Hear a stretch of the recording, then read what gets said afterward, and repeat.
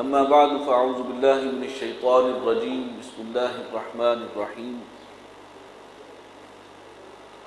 رب اشرح لي صدري ويسر لي أمري واحلل عقدة من لساني يفقهوا قولي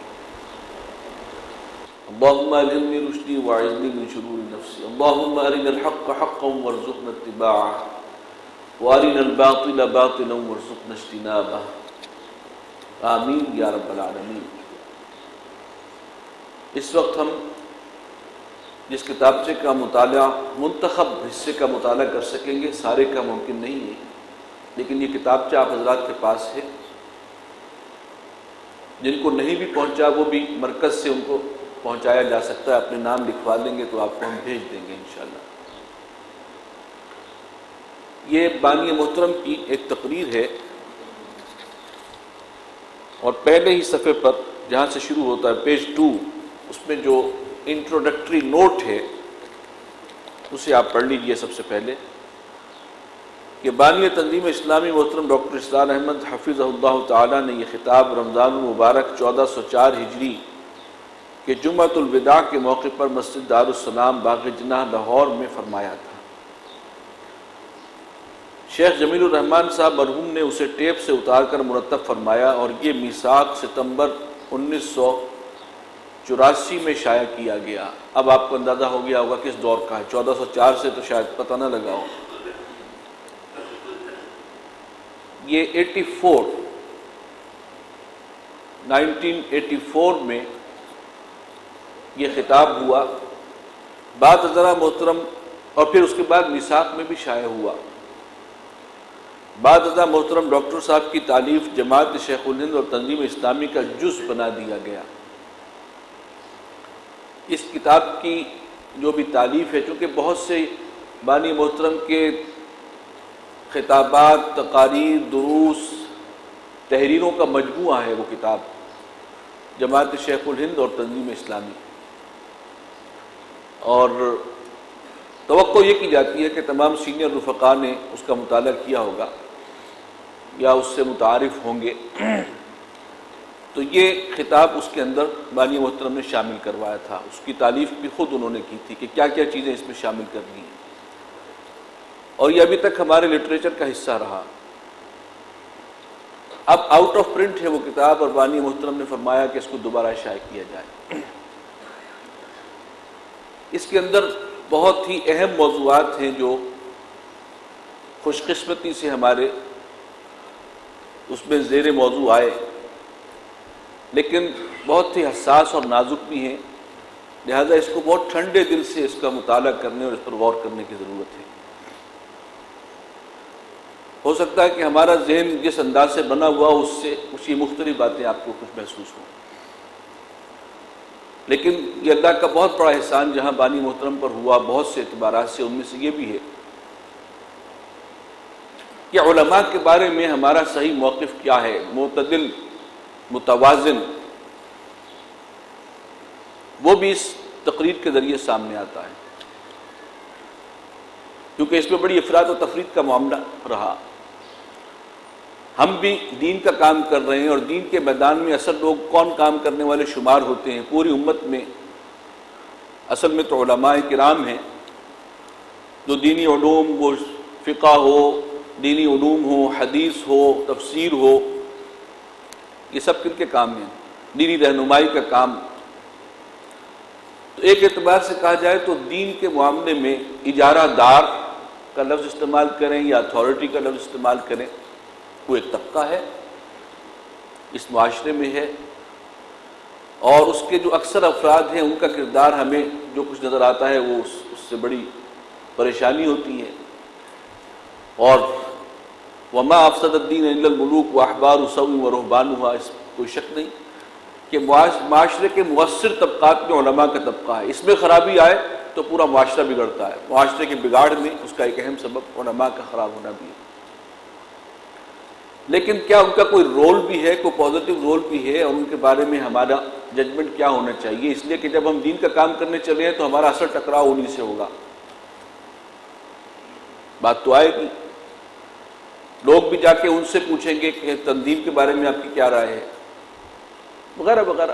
آپ اس کو اوائڈ نہیں کر سکتے۔ علماء کے مسئلے کو اوائڈ کیا ہی نہیں جا سکتا جب آپ اس کام میں لگے ہوئے ہوں. ہاں کوئی انجینئرنگ کے کام میں آگے جا رہا ہے اور فن میں ترقی کر رہا ہے، اسے کیا سروکار علماء سے. کوئی میڈیکل سائنس میں ہے تو ٹھیک ہے، وہ اپنے فن میں لگا رہے، لیکن ہمارے لیے کوئی چارہ کار نہیں ہے. کوئی نہ کوئی رائے ان کے بارے میں ہمیں بنانی ہوگی، اور وہ رائے جو ہے اس کے اندر انتہا پسندی بھی ہو سکتی ہے، اور اگر اللہ تعالیٰ معتدل راہ دکھا دے تو یہ اس کا بڑا کرم. تو اس میں گویا کہ ایک جو موضوع ہے، شاید اس سے آپ کو بات سمجھ میں نہ آئی ہو کہ اصل میں اس کے اندر اس کے کانٹینٹس کیا ہیں. یہ تقریر کی گئی تھی غامدی فتنہ جب سر اٹھا رہا تھا، یہ اس دور کی بات ہے 83-84. یہ تو ملکی لیول پر تو اس کا تعارف اب جا کر ہوا پچھلے 1-2 سالوں سے مشرف کے دور میں، لیکن شخصی طور پر غامدی صاحب سے بانی محترم بہت شروع سے واقف ہیں، اور لاہور ہی میں یہ تھے تو تنظیم کے لوگ، لاہور کے لوگ بھی ان سے واقف ہیں بہت حد تک. یہ فتنہ سر اٹھا رہا تھا. اسے فتنہ کیوں کہا گیا؟ وہ اپنے آپ کو بہت بڑا عالم بھی سمجھتا ہے، وہ ادب جاہلی کا بہت بڑا ماہر اپنے آپ کو کہتا ہے. وہ شخص ادب جاہلی سے آپ سمجھ گئے، یعنی ایک تو عربی زبان ہے بول چال والی عربی، ایک ہے وہ عربی کے جو کتابوں کی عربی ہے، لٹریری عربی. اور اس لٹریری عربی کے لیے بھی جب ہم قرآن و سنت کی بات کرتے ہیں تو اصل بنیاد اس دور کا جو جاہلی ادب تھا، وہ جو قصیدے، جی 7 معلقات ان میں سے ہیں، وہ اور بھی چیزیں تھیں. یہ وہ چیزیں ہیں کہ جو اس لیے کہ زبان اس وقت اپنی اصل حالت میں تھی، اس وقت قرآن نازل ہوا، تو گویا قرآن کو سمجھنے کے اعتبار سے وہ اپنے آپ کو زیادہ اتھارٹی مانتے کہ وہ ادب جاہلی پر بھی ان کا عبور ہے. عربی زبان اتنی کہ ادب جاہلی کو بھی پر بھی عبور رکھنے والی شخصیت ہے، اور وہ بھی ایک تعبیر کر رہا ہے دین کی. الحمدللہ کہ بانی محترم نے بھانپ لیا کہ یہ جس رخ پر جا رہا ہے یہ فتنہ بن سکتا، اسی کی نشاندہی کی تھی انہوں نے. اور اسی کے دوران پھر یہ مباحث بھی آئے، علماء کا رول کیا ہے، اور آج کل علماء جو ہیں وہ ان کی اکثریت کس طرح کی ہے، اور پھر یہ کہ دین کے معاملے میں اتھارٹی کون ہے، کون بتائے گا کہ یہ شخص جو دین کی تعبیر کر رہا ہے یہ صحیح ہے اور فلاں شخص جو کر رہا ہے وہ غلط ہے. دیکھیے جو شخص کر رہا ہوتا ہے اور جو اس کے عقیدت مند ہوتے ہیں وہ سمجھتے ہیں کہ یہ شخص جو کر رہا ہے اس کے عقیدت مندوں کی نگاہ میں یہی دین کی صحیح ترین تعبیر ہے. پرویز صاحب کر رہے ہیں، ان کے معتقد سمجھتے ہیں کہ یہی صحیح تعبیر ہے. غامدی صاحب کر رہے ہیں، ہم کے معتقد سمجھتے ہیں یہی صحیح تعبیر ہے. ہم بھی ایک تعبیر کر رہے ہیں، ہماری نظر میں یہی صحیح تعبیر ہے. لیکن فی الواقع اب وہی تو آئے گی نہیں کہ وہ بتائے کہ کون صحیح کون غلط ہے. کوئی ادارہ تو ہوگا نا جو آپ کو یہ بتا سکے، اور اس کے اندر وہ معاملہ، اور اس ادارے سے پھر رابطہ رکھنا ہوگا. کیونکہ جو بات بانی محترم نے کہی کہ قرآن کے نام پر اٹھنے والی تحریکات، اور اس میں تاریخی حقائق سے یہ بات ثابت کی ہے کہ خاص طور پر بر عظیم پاک و ہند میں جو بھی تحریک قرآن کے نام سے اٹھی وہ فتنہ بن گئی. امر واقعہ ہے، کیا کریں؟ تو کیا قرآن کو چھوڑ دیں؟ معاذ اللہ نہیں. ہم علی وجہ البصیرہ سمجھتے ہیں کہ یہی بنیاد ہے دعوت کی، اور رجوع الی القرآن ہی امت کی اصلاح کی بنیاد ہے. لیکن پھر اگر آج تک ساری تحریکیں جو ہیں وہ قرآن کے نام پر جو اٹھی وہ فتنہ بنی، تو ہمارے پاس کیا گارنٹی ہے کہ ہم فتنہ نہیں بنیں گے؟ یہ کوشچن خود پیدا ہوا، اور اس کا جواب بھی پھر بانی محترم نے دیا، اور اس میں بڑی رہنمائی ہے. اس لیے کہ واقعی ہم جو کام کر رہے ہیں دین کا، اصل میں تو اللہ کی خوشنودی کے لیے کر رہے ہیں، اخروی کامیابی کے لیے کر رہے ہیں. اگر ہم عقیدت مندی کے جوش میں کہیں ڈی ٹریپ ہو گئے تو سارا نقصان کس کا ہے؟ جیسے ہم کہتے ہیں شیطان کے حملوں سے چوکنے رہو، تو اسی طریقے سے یہ بھی ایک بہت بڑا خطرہ ہے کہ ایک نئے فرقے کی بنیاد پڑ جائے، ایک نیا فتنہ وجود میں آ جائے.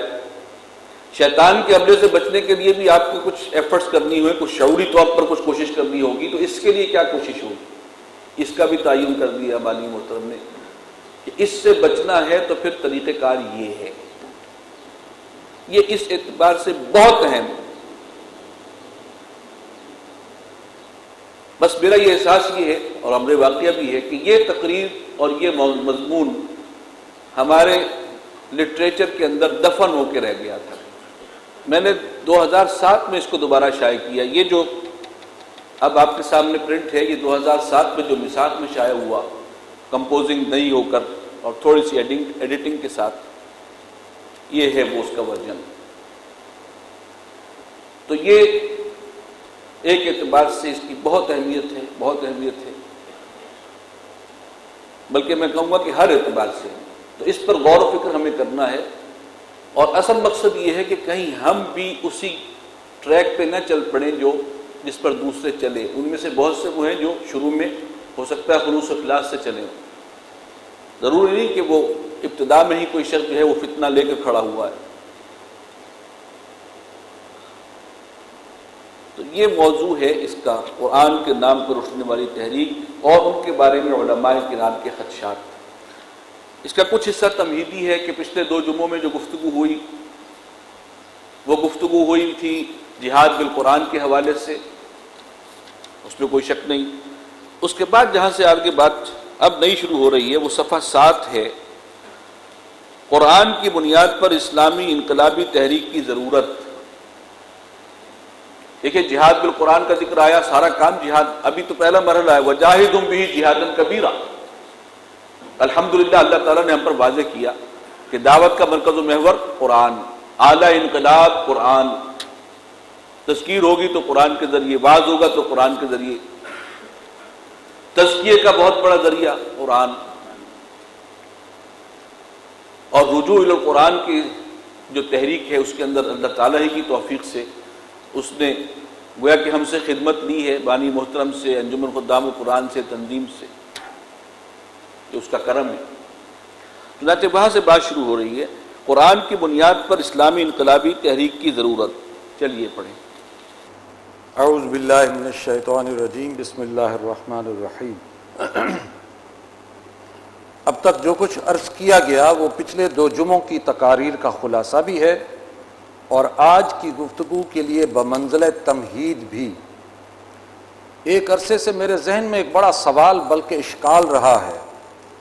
میں نے جس قدر قرآن کو پڑھا اور اپنی استعداد کے مطابق اس پر غور و فکر کیا، پھر سیرت مطہرہ کا معروضی مطالعہ کیا، رسول اللہ صلی اللہ علیہ وسلم کی حیات طیبہ جن جن مراحل اور ادوار سے گزری ہے، ان پر آپ صلی اللہ علیہ وسلم کے منہج عمل اور انقلابی لائحہ عمل کو سمجھنے کے لیے سوچ بچار کیا، تو اس نتیجے تک پہنچا کہ قرآن مجید کو مرکز و محور بنا کر ایک دعوت کا آغاز کیا جائے اور ایک خالص اسلامی انقلابی تحریک بپا کرنے کی سعی و جہد کی جائے. مجھے کچھ بزرگ ہستیوں کے افکار میں اس کی بھرپور تائید بھی ملی. میرے نزدیک 14ویں صدی ہجری میں 2 عظیم ترین شخصیتیں گزری ہیں، نہ صرف بر عظیم پاک و ہند کی حد تک بلکہ میرے اندازے کے مطابق پورے عالم اسلامی کی حد تک. ان میں سے ایک علامہ اقبال ہیں جو اسکولوں، کالجوں اور یونیورسٹیوں کے تعلیم یافتہ لوگوں میں سے تھے اور انہوں نے قدیم و جدید مکاتیب فکر کا معروضی مطالعہ کیا. چنانچہ انہوں نے کہا ہے کہ عذاب دانش حاضر سے باخبر ہوں میں کہ میں اس آگ میں ڈالا گیا ہوں مثل خلیل. اور دوسری شخصیت حضرت شیخ الہند مولانا محمود حسن دیوبندی رحمۃ اللہ علیہ ہیں، جو دارالعلوموں کی فضا سے نکلے تھے اور علماء حقانی کی صحبت یافتہ اور فیض یافتہ تھے. یہ ہیں میرے نزدیک 2 عظیم ترین شخصیتیں. ان میں سے حضرت شیخ الہند کو میں 14ویں صدی کا مجدد مانتا ہوں. قرآن کی بنیاد پر اسلامی انقلابی تحریک برپا کرنے کی کوشش میں مجھے ان دونوں کی طرف سے تائید ملی. علامہ اقبال کے اشعار میں مسلمانوں کو رجوع الی القرآن کا بھرپور سبق دیا گیا ہے. مثلا گر تمی خواہی مسلمان زیستن نیست ممکن جز بقرآن زیستن، یعنی اگر تم یہ چاہتے ہو کہ مسلمان کہلاؤ تو یہ ممکن نہیں جب تک قرآن کے ساتھ اس کے حقوق ادا نہ کرو اور اس کے ساتھ اپنے آپ کو جوڑ نہ دو۔ معلوم ہوا کہ ہمارے سامنے تجدید و احیاء دین کا راستہ ایک ہی ہے، اور وہ یہ ہے کہ ہم قرآن حکیم کی طرف رجوع کریں۔ چنانچہ علامہ نے کتنے پرتاثیر اسلوب سے کہا ہے کہ خار از محجوری قرآن شدی، شکوہ سنجے گردش دوران شدی، اے چو شبنم بر زمیں افتندئی، در بغل داری کتاب زندئی۔ خار از محجوری قرآن شدی، یہ امت ہم خار ہیں، ذلیل و خوار ہیں۔ کس وجہ سے؟ محجوری قرآن کو ترک کرنے کی وجہ سے۔ شکوہ سنجے گردش دوران شدی، بلکہ تمہیں کہا ہے تم خار ہو قرآن کو چھوڑنے کی وجہ سے، اور شکوہ سنج ہو، شکایت کرتے ہو گردش دوران کا، فلک کج رفتار کا، ہم پہ یہ افتاد آ پڑی اور یہ ہو گیا۔ اصل مسئلہ کیا ہے؟ قرآن کو چھوڑا ہے تم نے، ترک کیا ہے۔ اے جو شبنم بر زمیں افتندئی، اے وہ قوم کے جو شبنم کی مانند زمین پر پڑی ہوئی ہے، یعنی شبنم ایک تو ہوتے بڑے خوبصورت اور ویلیویبل قطرے ہوتے ہیں شبنم کے، لیکن ہوتی یہ وہ زمین پر پڑی ہوئی گھاس پہ۔ اس وقت یہ امت بھی بالکل پامال ہو رہی ہے، جیسے شبنم کے اوپر لوگ چلتے اور پھرتے ہیں، ہے بڑی ویلیویبل شے۔ در بغل داری کتاب زندئی، تیرے بغل میں ایک زندہ کتاب موجود ہے، یعنی اگر دوبارہ دنیا میں اٹھنا چاہتی ہے یا اسلام تو اس کا ایک ہی راستہ ہے، قرآن کو مضبوطی سے تھامو۔ امت مسلمہ کے زوال کا سبب قرآن سے دوری و مہجوری ہے، اور اس کا علاج یہی ہے کہ مسلمان کس کتاب زندہ پر عمل پیرا ہو جو وہ بغل میں دبائے بیٹھا ہے یا اسے پیٹھ پیچھے ڈال رکھا ہے۔ یہی عصائے موسیٰ ہے جو ہمارے پاس ہے، بلکہ میں بلا ارادہ تنقیص عرض کر رہا ہوں کہ عصائے موسوی کی تو قرآن کے مقابلے میں کوئی حیثیت ہی نہیں ہے، اس لیے کہ عصائے موسیٰ کی موجز نمائی حضرت موسیٰ کے ساتھ ہی رخصت ہوئی، جبکہ نبی اکرم صلی اللہ علیہ وسلم کا لایا ہوا معجزہ قرآن مجید آج بھی زندہ ہے اور تا قیامت زندہ و پائندہ رہے گا۔ اس کا یہ چیلنج جو 14 صدی قبل دیا گیا تھا قیامت تک باقی رہے گا۔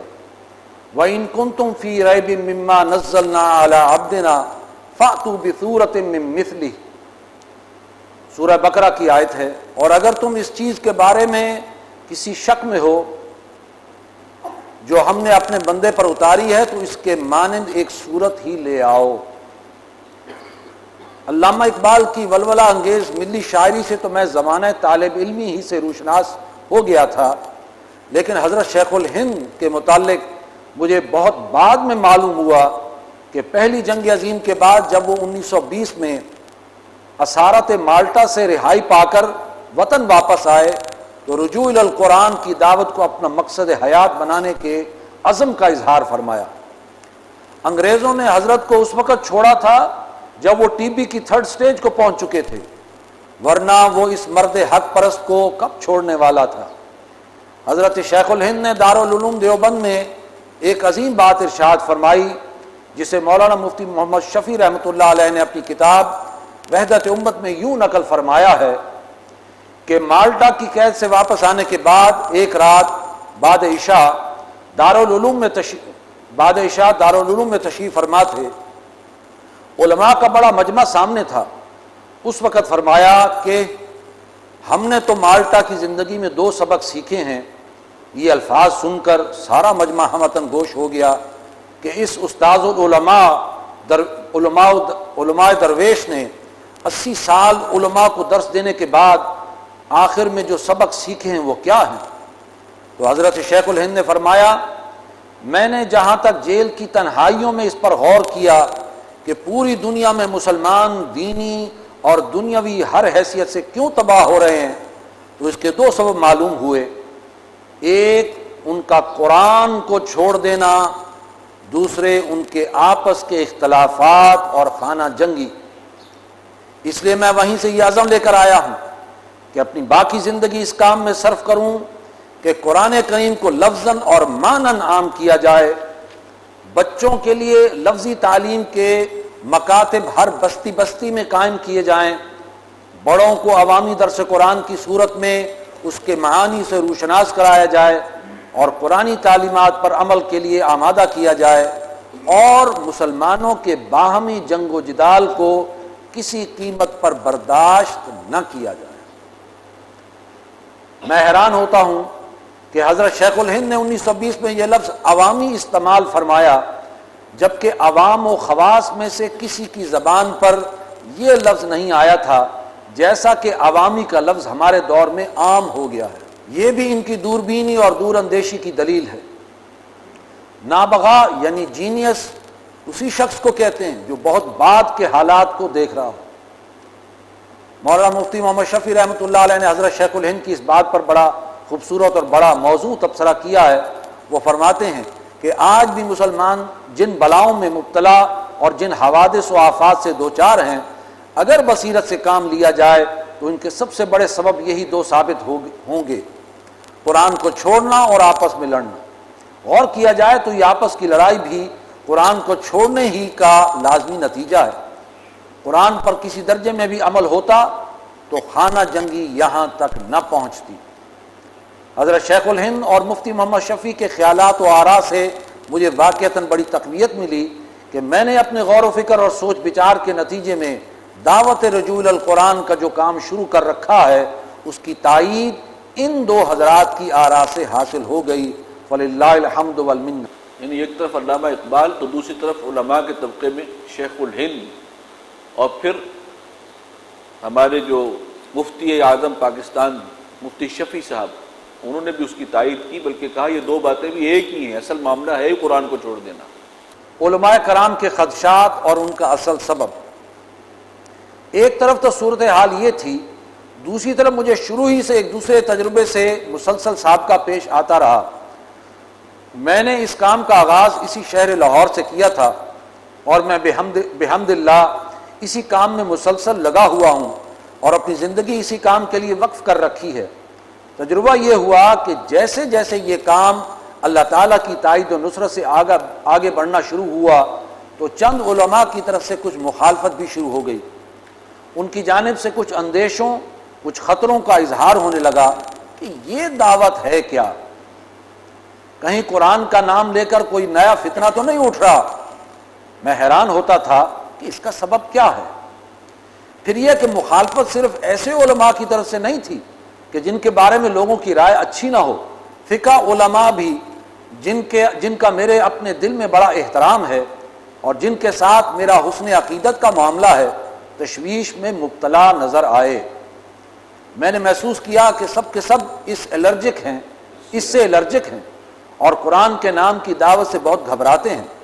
انہیں کچھ اندیشہ ہوتا ہے کہ قرآن کے نام پر اٹھنے والی دعوت کے پس پردہ کہیں انکار سنت اور انکار حدیث کا معاملہ نہ ہو۔ چنانچہ اس طرح کا کچھ تجربہ مسلسل ہوا۔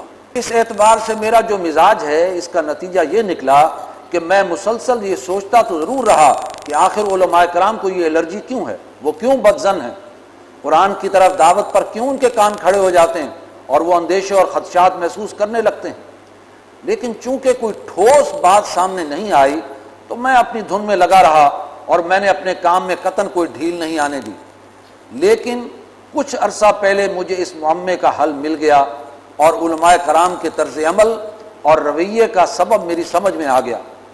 ہمارے علماء کی طرف سے، بالخصوص ان کی طرف سے جن کا ہمارے قدیم دینی حلقوں سے تعلق ہے، جن اندیشوں اور خدشات کا اظہار ہوتا ہے، اصل میں اس کا سبب ان کا ایک طویل تجربہ ہے۔ وہ تجربہ یہ ہے کہ ماضی بعید و قریب میں مسلمانوں میں جتنی بھی گمراہ تحریکیں اٹھیں وہ سب قرآن کا نام لے کر اٹھیں۔ مثلا چکڑالویت اٹھی قرآن کے نام پر، اسی طرح پرویزیت اٹھی قرآن کے نام پر، اور تو اور قادیانیت بھی قرآن کے نام پر ہی اٹھی تھی۔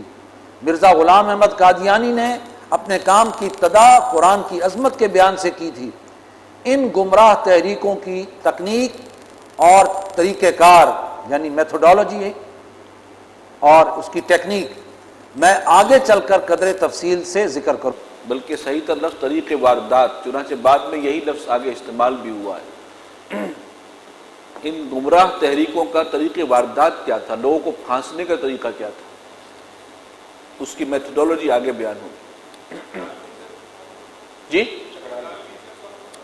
یہ بھی اصل میں قرآن کا زیادہ نام لیتے ہیں اور اس کے پردے میں استخفاف حدیث اور سنت، اسی وہ عقل کو حاوی کرنے والے اسی مرض کا شکار۔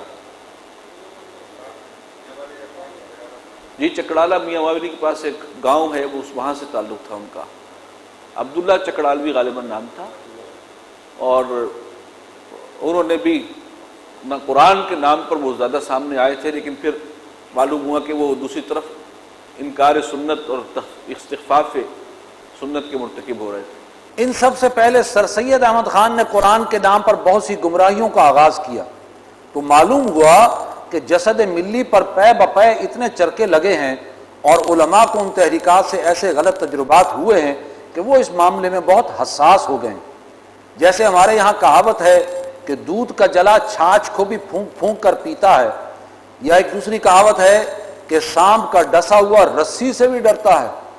چنانچہ ہمارے دینی حلقوں کو قرآن کے نام پر اٹھنے والی کسی بھی دعوت اور تحریک کے بارے میں فوراً ایک خطرہ، ایک اندیشہ اور ایک سوء ظن لاحق ہو جاتا ہے، اور ان کی جانب سے خدشات کا برملا اظہار ہونے لگتا ہے جو مخالفت کا رنگ اختیار کر لیتا ہے۔ علماء کرام کے بارے میں یہ بات صاف صاف عرض کرتا ہوں کہ ان حضرات کا احترام ملحوظ رکھنے اور ان سے حسن عقیدت رکھنے کے باوجود میں ان کے بارے میں کسی غلو اور افراط و تفریط میں مبتلا نہیں ہوں۔ ہمارے یہاں جو علماء پائے جاتے ہیں ان میں علماء حق بھی ہیں اور علماء سو بھی۔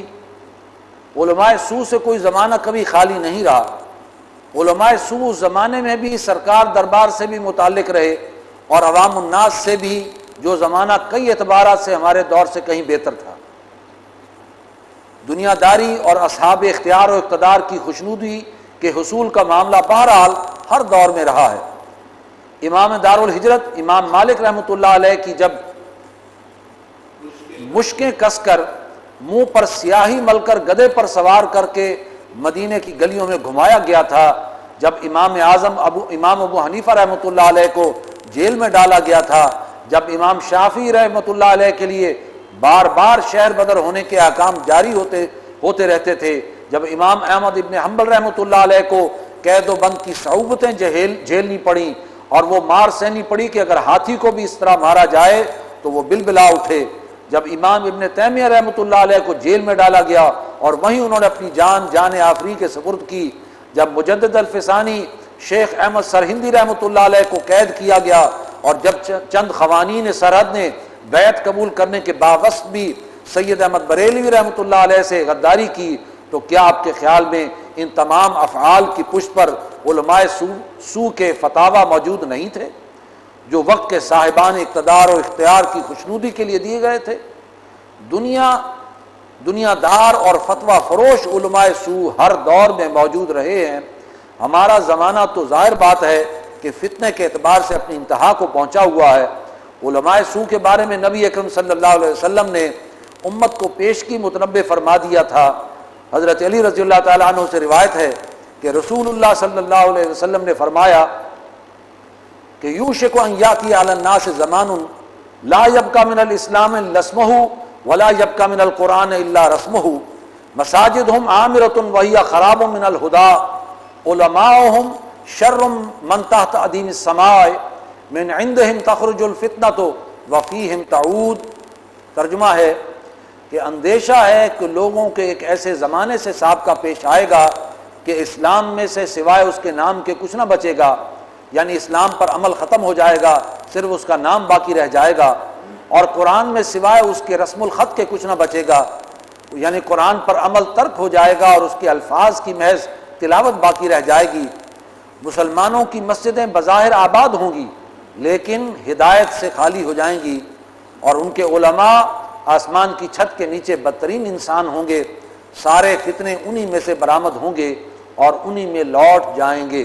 بالکل آج کا سا نقشہ ہے، اکثریت جو ہے وہ اسی قسم کے علماء کی ہے۔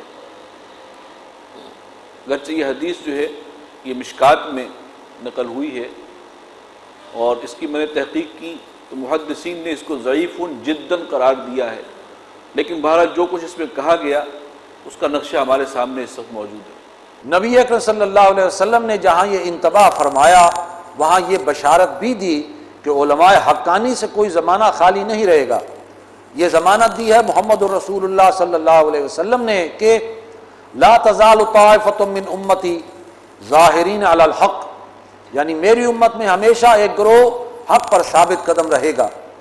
ظاہر بات ہے کہ علماء حق کے بغیر دین کا کوئی تصور ہی نہیں، لہذا ہر دور، ہر زمان، ہر مکان میں علماء حقانی بھی لازماً موجود رہیں گے۔ اس کے حوالے سے ایک اصولی بات سمجھ لیجئے، جیسے کہ بات پہلے بھی آئی ہے کہ نبی اکرم صلی اللہ علیہ وسلم کا رسالت کا دور قیامت تک کے لیے ہے۔ دین کی حفاظت کے لیے اللہ تعالیٰ نے جو انتظامات کیے ان میں سے ایک قرآن کی حفاظت کا ذمہ لے لیا کہ اس میں اب تحریف نہیں ہو سکتی۔ دوسرے کہ ہر صدی کے سرے پر مجددین پیدا ہوتے رہیں گے اور دین کے اندر جو بگاڑ ہوگا، جو کمی ہوگی، اس کی اصلاح کے لیے وہ ایک فیصلہ کن کردار ادا کریں گے۔ اور تیسرا یہ ہے کہ علماء حق سے یا ایک طبقے سے جو حق پر ہوگا کبھی بھی یہ دنیا خالی نہیں رہے گی۔ اور یہ ہے وہ چیز، اور اس پر جو گفتگو ہوئی ہے اور بہت سی کتابوں میں، تو محدثین نے معین کیا کہ اس سے مراد اصل میں طبقہ علماء ہے، اہل الحدیث، جیسے میں نے عرض کیا تھا۔ ظاہر بات ہے کہ وہ العلماء ورثۃ الانبیاء، اگر یہ دین قیامت تک پہنچنا ہے تو کوئی ذریعہ بھی ہوگا جو نسل بعد نسل اس دین کو قیامت تک پہنچا سکے۔ بنی اسرائیل کے علماء وہ سب کے سب کنڈیمڈ ہو گئے تھے ایک زمانے میں، وہاں زوال اس درجے آیا تھا کہ حضرت عیسیٰ علیہ السلام کی بعثت ہو رہی ہے، صاف پہچان بھی لیا کہ اللہ کے نبی اور رسول ہیں، جلیل القدر رسول ہیں، لیکن سب نے متفقہ فیصلہ دے دیا کہ یہ مرتد ہے، جادوگر ہے، واجب القتل ہے، لہذا پھانسی لٹکایا جائے۔ وہاں یہ طبقہ علماء اس درجے ختم ہو گیا، اس لیے کہ ابھی حضور صلی اللہ علیہ وسلم کی بعثت ابھی باقی تھی۔ آپ کے بعد اب یہ اہتمام ہے کہ وہ دین العلماء ورثۃ الانبیاء، نبی صلی اللہ علیہ وسلم کا فرمان ہے، یہ علوم نبوت کو جو وراثت ہے وہ قرآن ہے اور دین کا علم ہے، یہ آگے جو منتقل کرنے کا کام ہے یہ وارث علماء ہیں۔ اور ظاہر بات ہے کہ آج بھی آپ دیکھ لیں اس علم کو کون حاصل کرتا ہے؟ ہم تو نہیں کر رہے، کوئی نہیں کر رہا، ایک طبقہ ہے، انہوں نے اپنا اس کو اوڑھنا بچھونا بنایا۔ اگرچہ آج کل ان کی عظیم اکثریت وہ ہے کہ جو صرف ایک سرٹیفکیٹ مل جائے گا، آخر میں سند مل جائے گی اور جا کر کوئی مسجد سنبھال لیں گے، مسئلہ پیٹ کا ہے، پروفیشن۔ لیکن بہرحال دین پہنچائے تو کچھ نہ کچھ علماء، یہ تو ہو سکتا ہے کہ حضور صلی اللہ علیہ وسلم یا جیسے کہ آپ کے بعد خیر القرون، وہاں علماء کا معاملہ خیر القرون میں، دور تابعین میں، تبع تابعین میں اگر 99% جو ہیں وہ حق پر ہیں اور کوئی 1% کا معاملہ ایسا ہو سکتا ہے کہ جو مختلف ہو، آج یہ ریشو برعکس ہو سکتی ہے، لیکن علماء حق رہیں گے ضرور جن کے ذریعے یہ دین آگے منتقل ہوگا۔ یہ اس ختم نبوت کے حوالے سے جو اللہ نے انتظام کیا ہے اس کا ایک حصہ ہے۔ تو وہی بات یہاں پر کہی جا رہی ہے کہ حضور نے بشارت دی ہے کہ علماء حقانی سے کوئی زمانہ خالی نہیں رہے گا۔ بس یہ دونوں چیزیں اپنی جگہ پر ہیں۔ جہاں تک علماء سو کا معاملہ ہے ان کی باتوں کی طرف توجہ دینے کی ضرورت نہیں ہے، لیکن اگر علماء حق کی طرف سے تشویش کا اظہار ہو، اگر انہیں بھی خطرات و خدشات اور اندیشے محسوس ہوں تو یقیناً قابل غور مسئلہ ہے۔ ان علماء حق کی تشویش اگر وہ شخص نظر انداز کر دے گا جو خادم دین، خادم قرآن اور خادم ملت ہو تو وہ اپنے ہی پاؤں پر کلہاڑی مارے گا۔ یہاں یہ بھی سمجھ لیجئے کہ کہا تو یہ جاتا ہے کہ علم دین پر علماء کی اجارہ داری ہے، بات صحیح ہے، کیا ان کا سرٹیفکیٹ لینا ضروری ہے؟ تو سرٹیفکیٹ لینا ضروری ہے یا سند حاصل ہونا ہے یا نہیں ہے، لیکن علم دین کے اعتبار سے اتھارٹی وہی شمار ہوں گے جو اس سلسلے سے چلے آ رہے ہیں، وہ سلسلہ کہ نبی اکرم صلی اللہ علیہ وسلم سے صحابہ نے سیکھا دین، صحابہ سے تابعین نے سیکھا، تابعین سے تبع تابعین نے سیکھا، اس کے بعد ہر دور میں علماء نے اخذ کیا اور آگے پہنچایا۔ جو اس سلسلے سے جڑا ہوا ہے اور اس کے ساتھ بندھا ہوا ہے اور ان کی حدود کا پابند ہے، وہی ہے کہ جو اتھارٹی ہے اس میں۔ اس سے جو کٹا ہوا ہے وہ ہو سکتا ہے کہ اپنے مطالعے کے باوجود، اپنے انڈیپینڈنٹ مطالعے کے باوجود بھی صحیح رستے پر چل رہا ہو، کسی گمراہی کا شکار نہ ہو، لیکن اتھارٹی اس کو نہیں مانا جائے گا، اتھارٹی اسی کو مانا جائے گا۔ ورنہ آج کے بابر چودھری کو بھی آپ کو اتھارٹی ماننا پڑے گا، محمد شیخ کو بھی ماننا پڑے گا، جاوید غامدی کو بھی ماننا پڑے گا۔ یہ نقل کا جو معاملہ جو کل میں نے عرض کیا تھا کہ اسلام اصل دین کا معاملہ اصل کیا ہے، نقل پر مشتمل ہے، اور نقل یہ ہے کہ نسلاً بعد نسلین یہ سارے علوم منتقل ہوتے چلے آئے۔ قرآن بھی لکھا تو بعد میں گیا، یا جو کچھ لکھا ہوا مصحف عثمانی اس وقت ہے اس کا ایک صفحہ آپ ایک سطر نہیں پڑھ سکتے، اس میں نہ صرف یہ کہ زیر زبر نہیں ہے، اس میں نقطے بھی نہیں ہیں۔ تو وہاں پر کہیں آپ یعلمو کو تعلمو بھی پڑھ سکتے ہیں، نعلمو بھی پڑھ سکتے ہیں، یعلمو بھی پڑھ سکتے ہیں، لیکن اصل قرآن کا لفظ کیا تھا وہ کیسے پتہ چلے گا؟ وہ جو سینہ بسینہ آ رہا تھا۔ حفاظت تو وہ ہے۔ اب کوئی شخص اس مصحف کو اٹھا کے کہے کہ جی میں یہاں پر یہ بھی پڑھ سکتا ہوں، نہیں۔ اسی لیے میں نے کہا تھا کہ آج بھی جو سند دے رہا ہے وہ حضور تک ہی نہیں، وہ حضرت جبرائیل سے ہوتا ہوا اللہ تک پہنچا رہا ہے کہ وہاں سے اس طریقے سے اس قرآن کو ہم نے سنا اور پڑھا ہے۔ اسی طریقے سے حدیث کا جب درس دیا جاتا ہے مدارس میں، جو اس سلسلے سے جڑے ہوئے مدارس ہیں،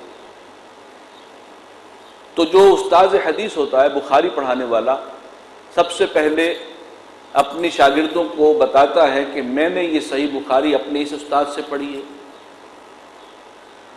اس کے استاد وہ تھے، ان کے استاد وہ تھے، ان کے استاد وہ تھے، یہاں تک کہ حضرت امام بخاری تک اپنی سند پہنچا دیتے ہیں۔ امام بخاری نے اپنی سند پہنچائی ہے پھر نبی اکرم صلی اللہ علیہ وسلم۔ یہ ہے نقل۔ ابو داؤد پڑھانے والے جو ہیں وہ اپنی سند پوری بتائیں گے، اور بعد میں ان کے شاگرد اپنی سند پھر بتائیں گے کہ ہم نے اس استاد سے پڑھا، انہوں نے اس استاد سے پڑھا۔ یہ دین صرف کتابوں میں لکھا ہوا نہیں کہ کوئی پڑھ لے، اس کو کتابوں سے پڑھا، معلمین کے ذریعے سیکھا ہے۔ کتاب تو ایک ذریعہ ہے۔ تو یہ اس کی اہمیت ہے نقل کی، اس سے ہم میں سے اکثر لوگ واقف نہیں ہیں۔ ہم سمجھتے ہیں مدارس میں کوئی بھی شخص مدرسہ کھول کے بیٹھ جائے، کیا ہے، میں نے مدرسے سے نہیں پڑھا، میں آج سیاہ ستہ پڑھانی شروع کر دوں بیٹھ کر۔ لیکن یہ کہ اس طرح کا مسئلہ نہیں، علم دین بڑے سیریس مسئلہ ہے۔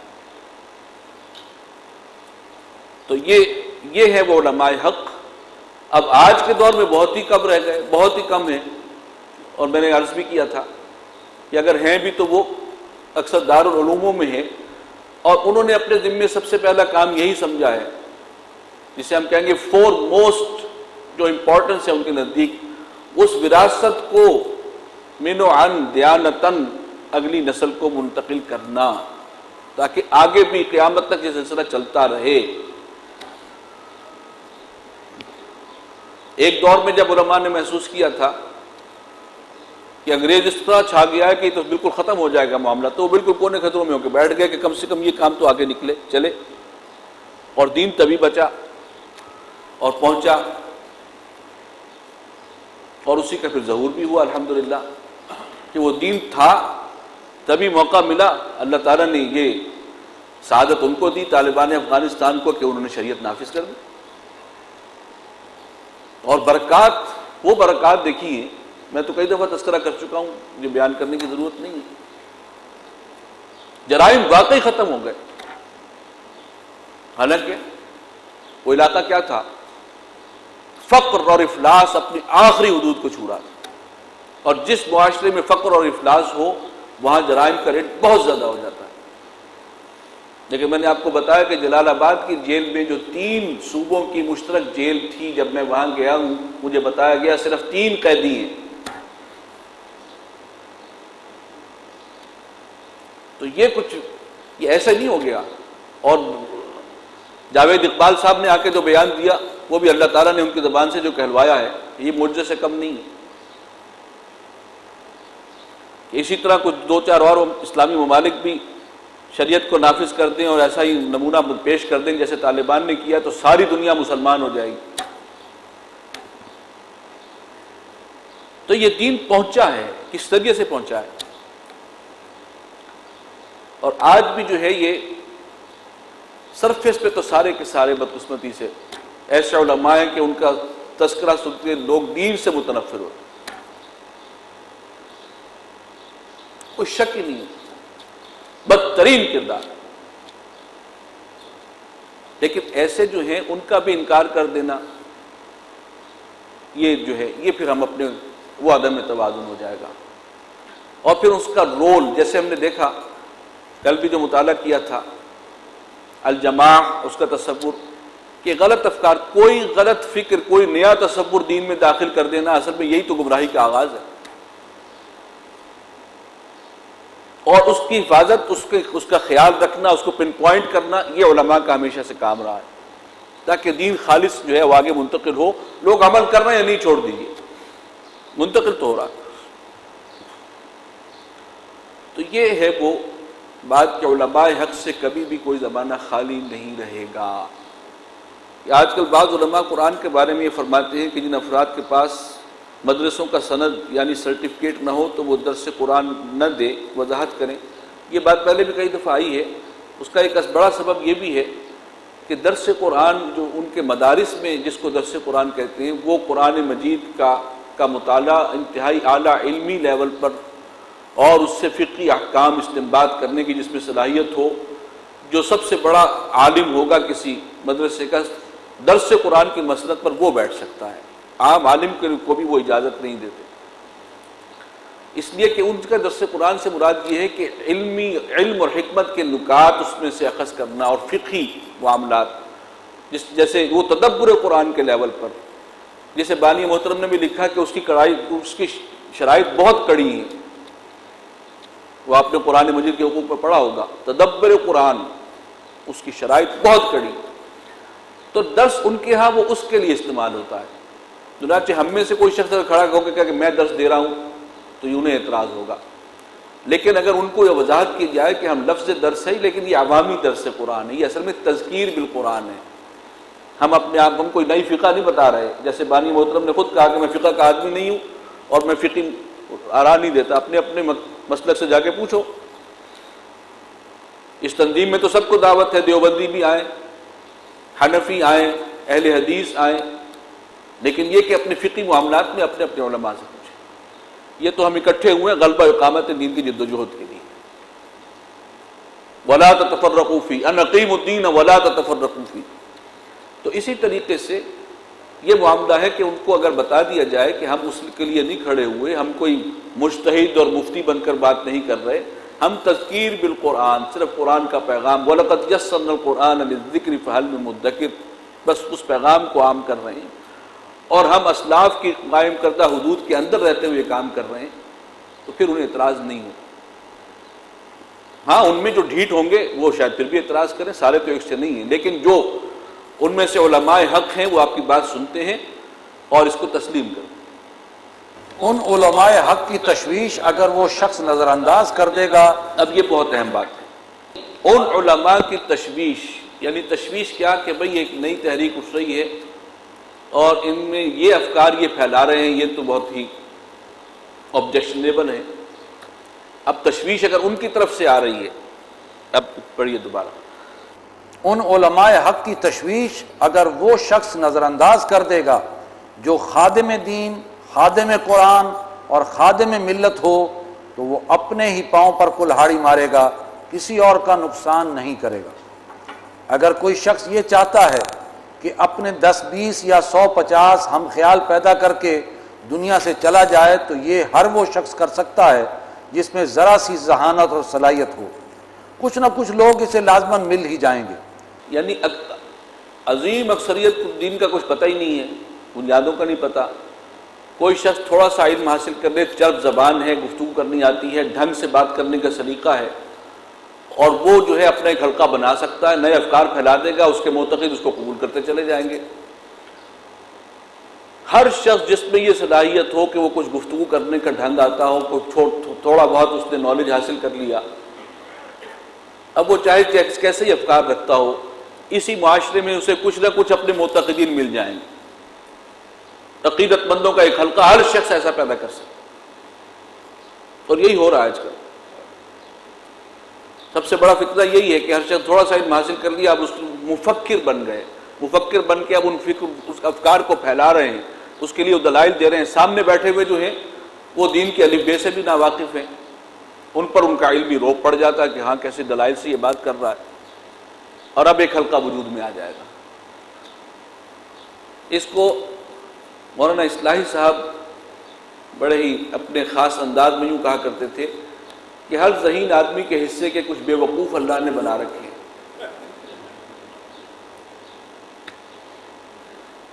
یہ ہے وہ حقیقت، یعنی خدمت دین یہ نہیں ہوگی کہ ایک شخص اپنا حلقہ بنا کے چلا گیا اپنی صلاحیتوں کے حساب سے۔ خدمت دین کیا ہے؟ پڑھیں۔ لیکن اگر کسی شخص کے پیش نظر یہ ہے کہ دین کی ایک ہماگیر دعوت اٹھا کر اقامت دین اور اسلامی انقلاب کے لیے جد و جہد کرے تو میں یہ سمجھتا ہوں کہ کوئی قودن اور احمق شخص ہی ہوگا جو یہ سمجھتا اور توقع رکھتا ہو کہ علماء حق کی اشیرباد کیے بغیر، علماء حقانی کی تائید اور تعاون کے بغیر، اور اصحاب علم و فضل کی دعاؤں کے بغیر کوئی ایسی تحریک پروان چڑھ سکے گی اور نتیجہ خیز ہو سکے گی۔ ایسی دعوت و تحریک کے داعی کے لیے اگر وہ مخلص ہے، ان علماء حقانی کا اعتماد حاصل کرنا لازم ہے۔ میں اس مسئلے پر مسلسل غور کرتا رہا کہ آخر کیا بات ہے کہ جن حضرات گرامی کو میں علماء حق گردانتا ہوں، جن سے حسن عقیدت رکھتا ہوں، مجھے ان کا تعاون حاصل نہیں ہو رہا، بلکہ کبھی دبی دبی زبان سے اور کبھی برملا ان کی طرف سے اختلاف کا اظہار ہو رہا ہے۔ بالآخر اللہ تعالیٰ نے میری رہنمائی فرمائی اور یہ عقدہ کھل گیا کہ ان علماء حقانی کے خدشات کا سبب وہ گمراہ کن نظریات اور تحریکیں ہیں جو اس بر عظیم پاک و ہند میں تقریباً 1 صدی کے دوران وقتاً فوقتاً قرآن کے نام پر اٹھتی رہی ہیں۔ میں ان کی طرف ابتدا میں اشارہ کر چکا ہوں، اب میں قدر تفصیل سے ان کے متعلق کچھ باتیں آپ کے سامنے رکھتا ہوں۔ پہلا پیرا۔ لیکن اس کے پہلو بپہلو بر عظیم پاک و ہند میں جو ایک بڑا فتنہ اٹھا، اس کا بانی تھا مرزا غلام احمد قادیانی آن جہانی۔ آن جہانی جو اس جہان صدار چکا، مسلمان ہوتا تو ہم اس کو مرحوم کہتے ہیں، یا پھر ولی اللہ ہو یا بڑا کوئی دین میں کوئی اونچا مقام ہو تو پھر رحمت اللہ علیہ، تو وہ جو دوسرے غیر مسلم ہیں ان کے لیے آن جہانی۔ لیکن اس کے پہلو بپہلو بر عظیم پاک و ہند میں جو ایک بڑا فتنہ اٹھا، اس کا بانی تھا مرزا غلام احمد قادیانی آن جہانی۔ اس نے اپنی تحریک کا آغاز کیا تو قرآن کے نام پر بات شروع کی۔ اس کے ابتدائی دور کے 2 شعر ملاحظہ کیجئے جن سے معلوم ہوگا کہ شروع میں اس نے اپنا اعتماد پیدا کرنے کے لیے کس طرح خدمت قرآن کا لبادہ اوڑھا۔ اس کا ایک شعر ہے: جمال و حسن قرآن نور جان ہر مسلمان ہے، قمر ہے چاند اوروں کا ہمارا چاند قرآن ہے۔ دوسرا شعر ہے: اے بے خبر بخدمت قرآن کمر ببند، زاں پیشتر کے بانگ برآیت فلاں نماند۔ اے بے خبر مسلمان، قرآن کی خدمت کے لیے کمر کس کر تیار ہو جاؤ، اس سے پہلے کہ آواز لگائی جائے کہ فلاں شخص اس دنیا سے رخصت ہو گیا، یعنی موت سے پہلے جو فرصت میسر ہے اسے قرآن کی خدمت کے لیے لگاؤ۔ اس سے اندازہ کیجئے کہ اس کی تکنیک کیا تھی۔ پھر اس نے آریہ سماجیوں اور عیسائی مشنریوں سے بڑے کامیاب مناظرے کیے۔ ان سب کا ذکر آپ کو اس ابتدائی لٹریچر میں مل جائے گا، لیکن اس شخص نے اپنا اعتماد پیدا کرنے کے بعد وہ گمراہی پھیلائی جو سرطان کی طرح جسد ملی سے چمٹ گئی۔ جب لوگوں کا کثیر تعداد میں اس کی طرف رجوع ہوا اور عقیدت مندوں کی ایک متتبع تعداد اس کے گرد جمع ہو گئی تو اس کے دماغ کے اصل خناس نے ظہور شروع کیا۔ چنانچہ شیطان نے اس کی پیٹھ ٹھونکی اور سبز باغ دکھانے شروع کیے تو اس نے پے در پے دعووں کا آغاز کر دیا، کہیں مجدد ہونے کا دعویٰ کیا تو کہیں مسیح موعود ہونے کا، پھر اس سے آگے بڑھ کر ذلی اور بروزی نبی ہونے کا دعویٰ کیا، اور بالآخر صاحب وحی نبی ہونے کا دعویٰ کر بیٹھا۔ صاحب وحی نبی ہونے کا دعویٰ کر بیٹھا، ایک مکمل نبی جس پر وحی اترتی ہے۔ ذل سائے کو کہتے ہیں اور بروز کہتے ہیں کسی کا ظہور، ظاہر ہونا۔ یہ مختلف اصطلاحات ہیں، یہ کوئی ذلی نبی، کوئی بروزی نبی، یہ کچھ چور دروازے اس پہ پیدا کیے گئے ہیں نبوت کا اب کے سلسلے کو آگے بڑھانے کے لیے، نہیں اصل نبی نہیں ہے یہ، ذلی ہی۔ تو اس طریقے سے بات کرتے کرتے پھر فل فلیجڈ نبی بن بیٹھا۔ بعض علماء کرام اور اہل قلم نے اس کے لٹریچر سے اس کی گرگٹ کی طرح رنگ بدلنے والی تصویر پیش کی ہے۔ اس کی تحریروں کو پڑھ کر انسان حیران ہوتا ہے کہ ایسا شخص تو صحیح العقل انسان بھی تسلیم نہیں کیا جا سکتا، کجا یہ کہ اسے نبی مان لیا جائے۔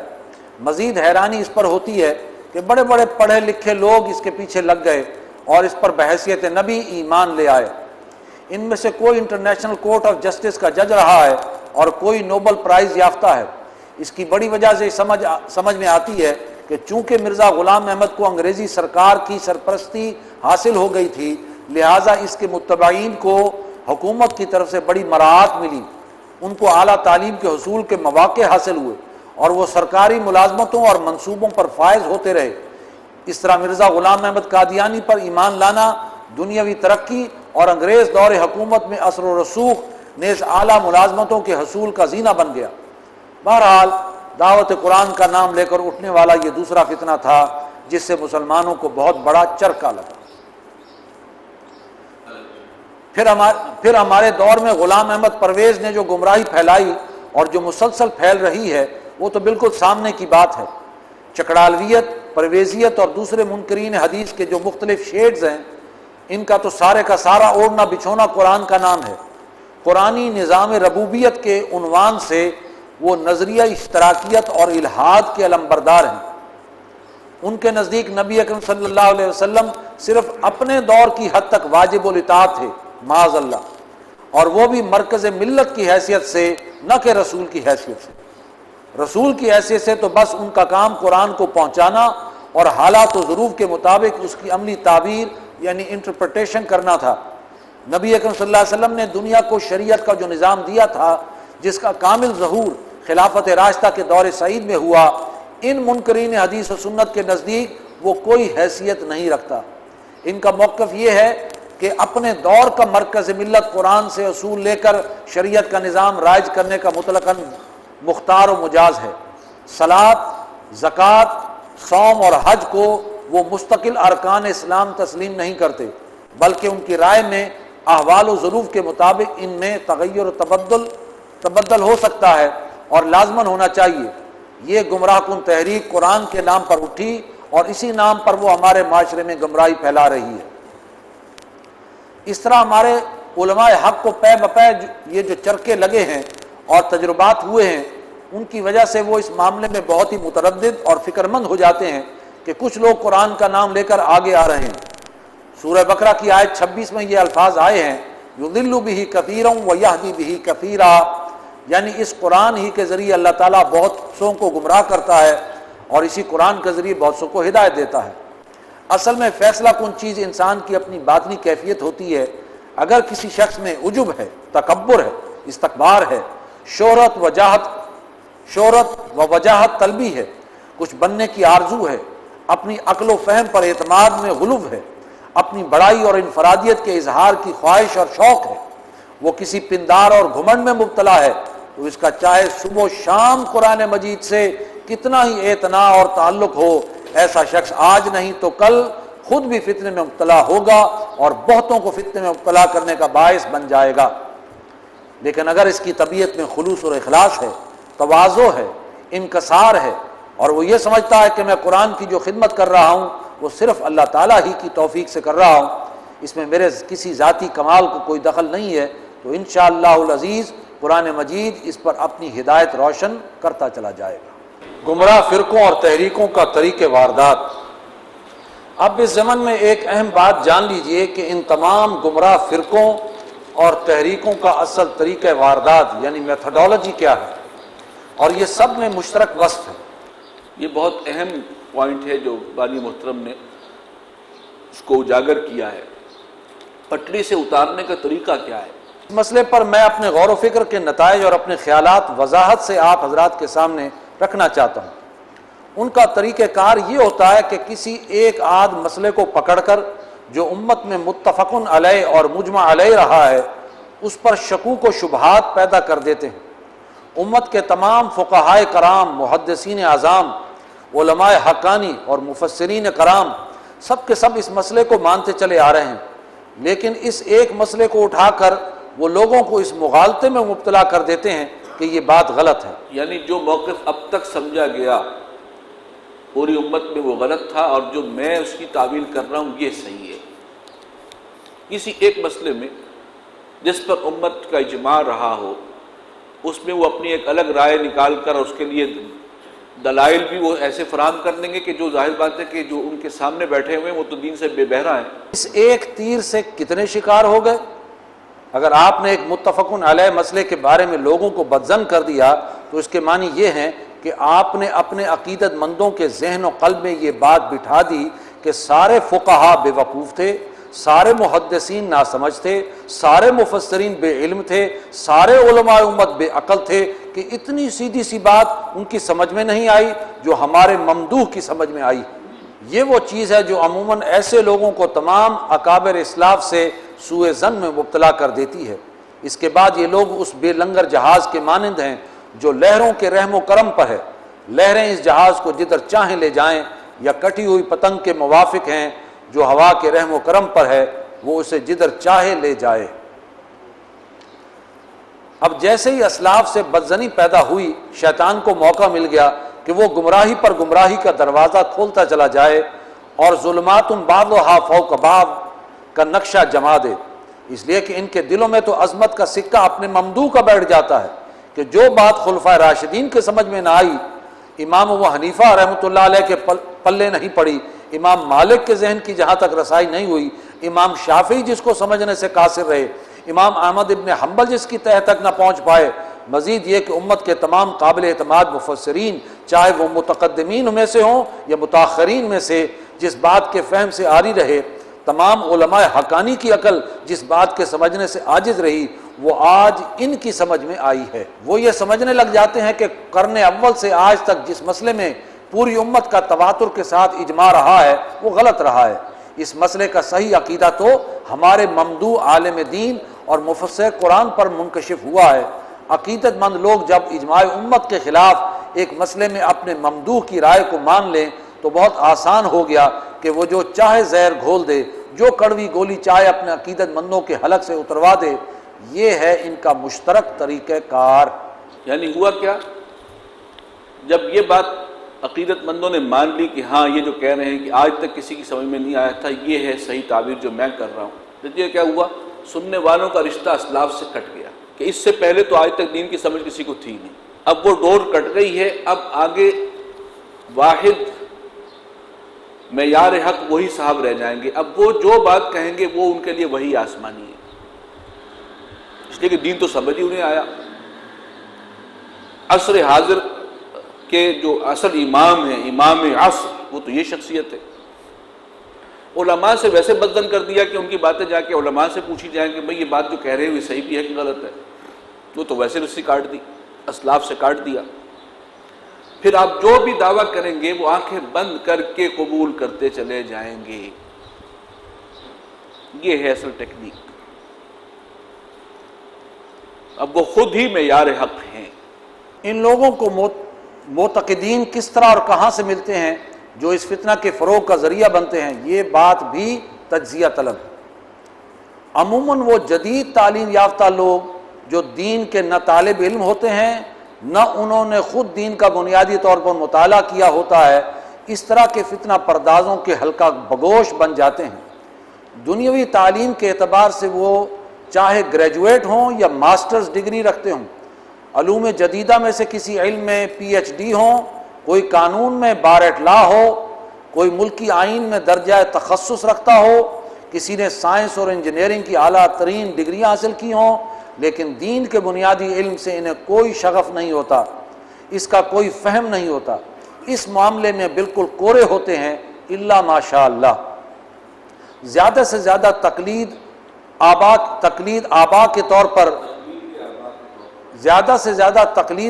کے طور پر نماز روزے سے کچھ تعلق ہو تو ہو۔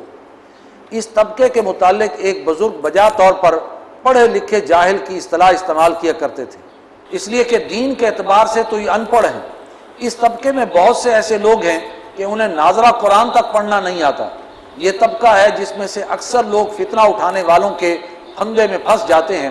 انہیں نظر آتا ہے کہ یہ لوگ دین اور قرآن کے بڑے خادم ہیں، بڑے عالم ہیں، بڑے معقول لوگ ہیں، بڑے ذہین و فطین ہیں، ان کی ذہانت و فطانت کا دنیا میں لوہا مانا جا رہا ہے، لیکن چونکہ ان کا براہ راست دین کا اپنا مطالعہ نہیں ہوتا، لہٰذا جس شخص کو بھی انہوں نے اس طور سے مان لیا کہ دین کی فلاں اہم بات اس کی سمجھ میں آئی ہے جو آج تک کسی اور کی سمجھ میں نہیں آئی تھی، تو پھر وہ شخص ایسے لوگوں کو جدھر چاہے لے جائے۔ پھر ایسے لوگ اندھے اور بہرے ہو کر اس کی پیروی کرتے ہیں۔ بغرض تفہیم میں چند مثالیں قدر تفصیل سے پیش کرتا ہوں۔ اب آپ دیکھیے مرزا غلام احمد قادیانی نے کیا کیا۔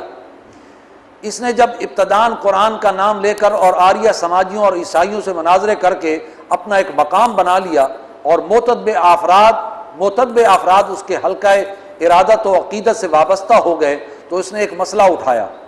آپ کو معلوم ہے کہ حضرت مسیح کا اپنے جسد خاکی کے ساتھ زندہ آسمان پر اٹھا لیا جانا اور پھر قیامت سے قبل ان کا بعین ہی بنفس نفیس دوبارہ آسمان سے نازل ہونا، یہ وہ مسئلہ ہے جو امت کا متفقن علیہ عقیدہ ہے، اور سلف سے لے کر خلف تک اس پر پوری امت کا اجماع چلا آ رہا ہے۔ اس کا قرآن حکیم میں بھی ذکر ہے، اور متعدد احادیث صحیحہ صراحت کے ساتھ اس مسئلے پر موجود ہیں۔ تمام فقہائے امت، تمام محدثین کرام اور امت کے تمام قابل اعتماد مفکرین و مفسرین اس کو مانتے ہیں، لیکن غلام احمد قادیانی نے رفع و نزول مسیح کے انکار کا مسئلہ کھڑا کر دیا۔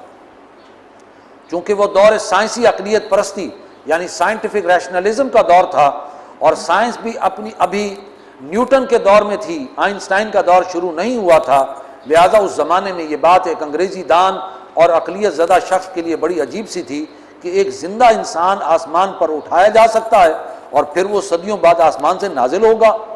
تعلیم یافتہ لوگوں کو تو مرزا قادیانی نے یہ عقلی مغالطہ دیا اور عوام کو اس دلیل سے فریب دیا کہ ہمارا عقیدہ ہے کہ محمد رسول اللہ صلی اللہ علیہ وسلم سید المرسلین اور افضل الرسل ہیں، تو یہ کیسے ممکن ہے کہ حضور صلی اللہ علیہ وسلم تو انتقال فرما جائیں اور آپ کا جسد اطہر لحد میں زیر زمین دفن ہو اور حضرت مسیح علیہ السلام اس خاکی جسم کے ساتھ آسمان پر زندہ ہو؟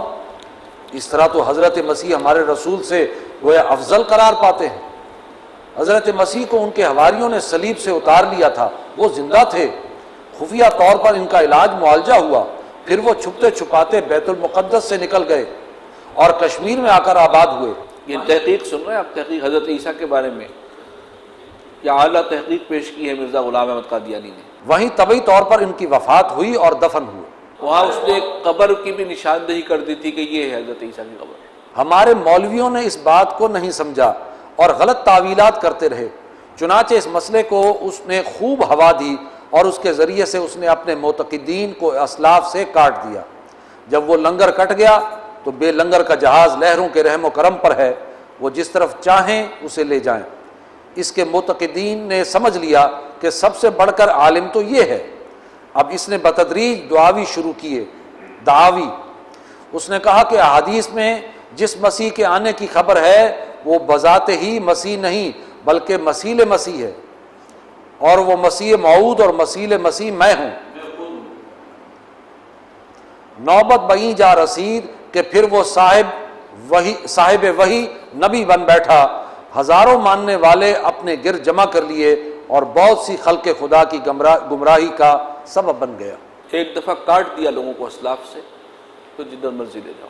غلام محمد پرویز نے بھی یہی طریقہ کار استعمال کیا۔ اس نے لونڈی غلاموں کا مسئلہ، یتیم پوتے کی وراثت، قتل مرتد اور تعدد ازدواج جیسے مسائل کھڑے کر دیے۔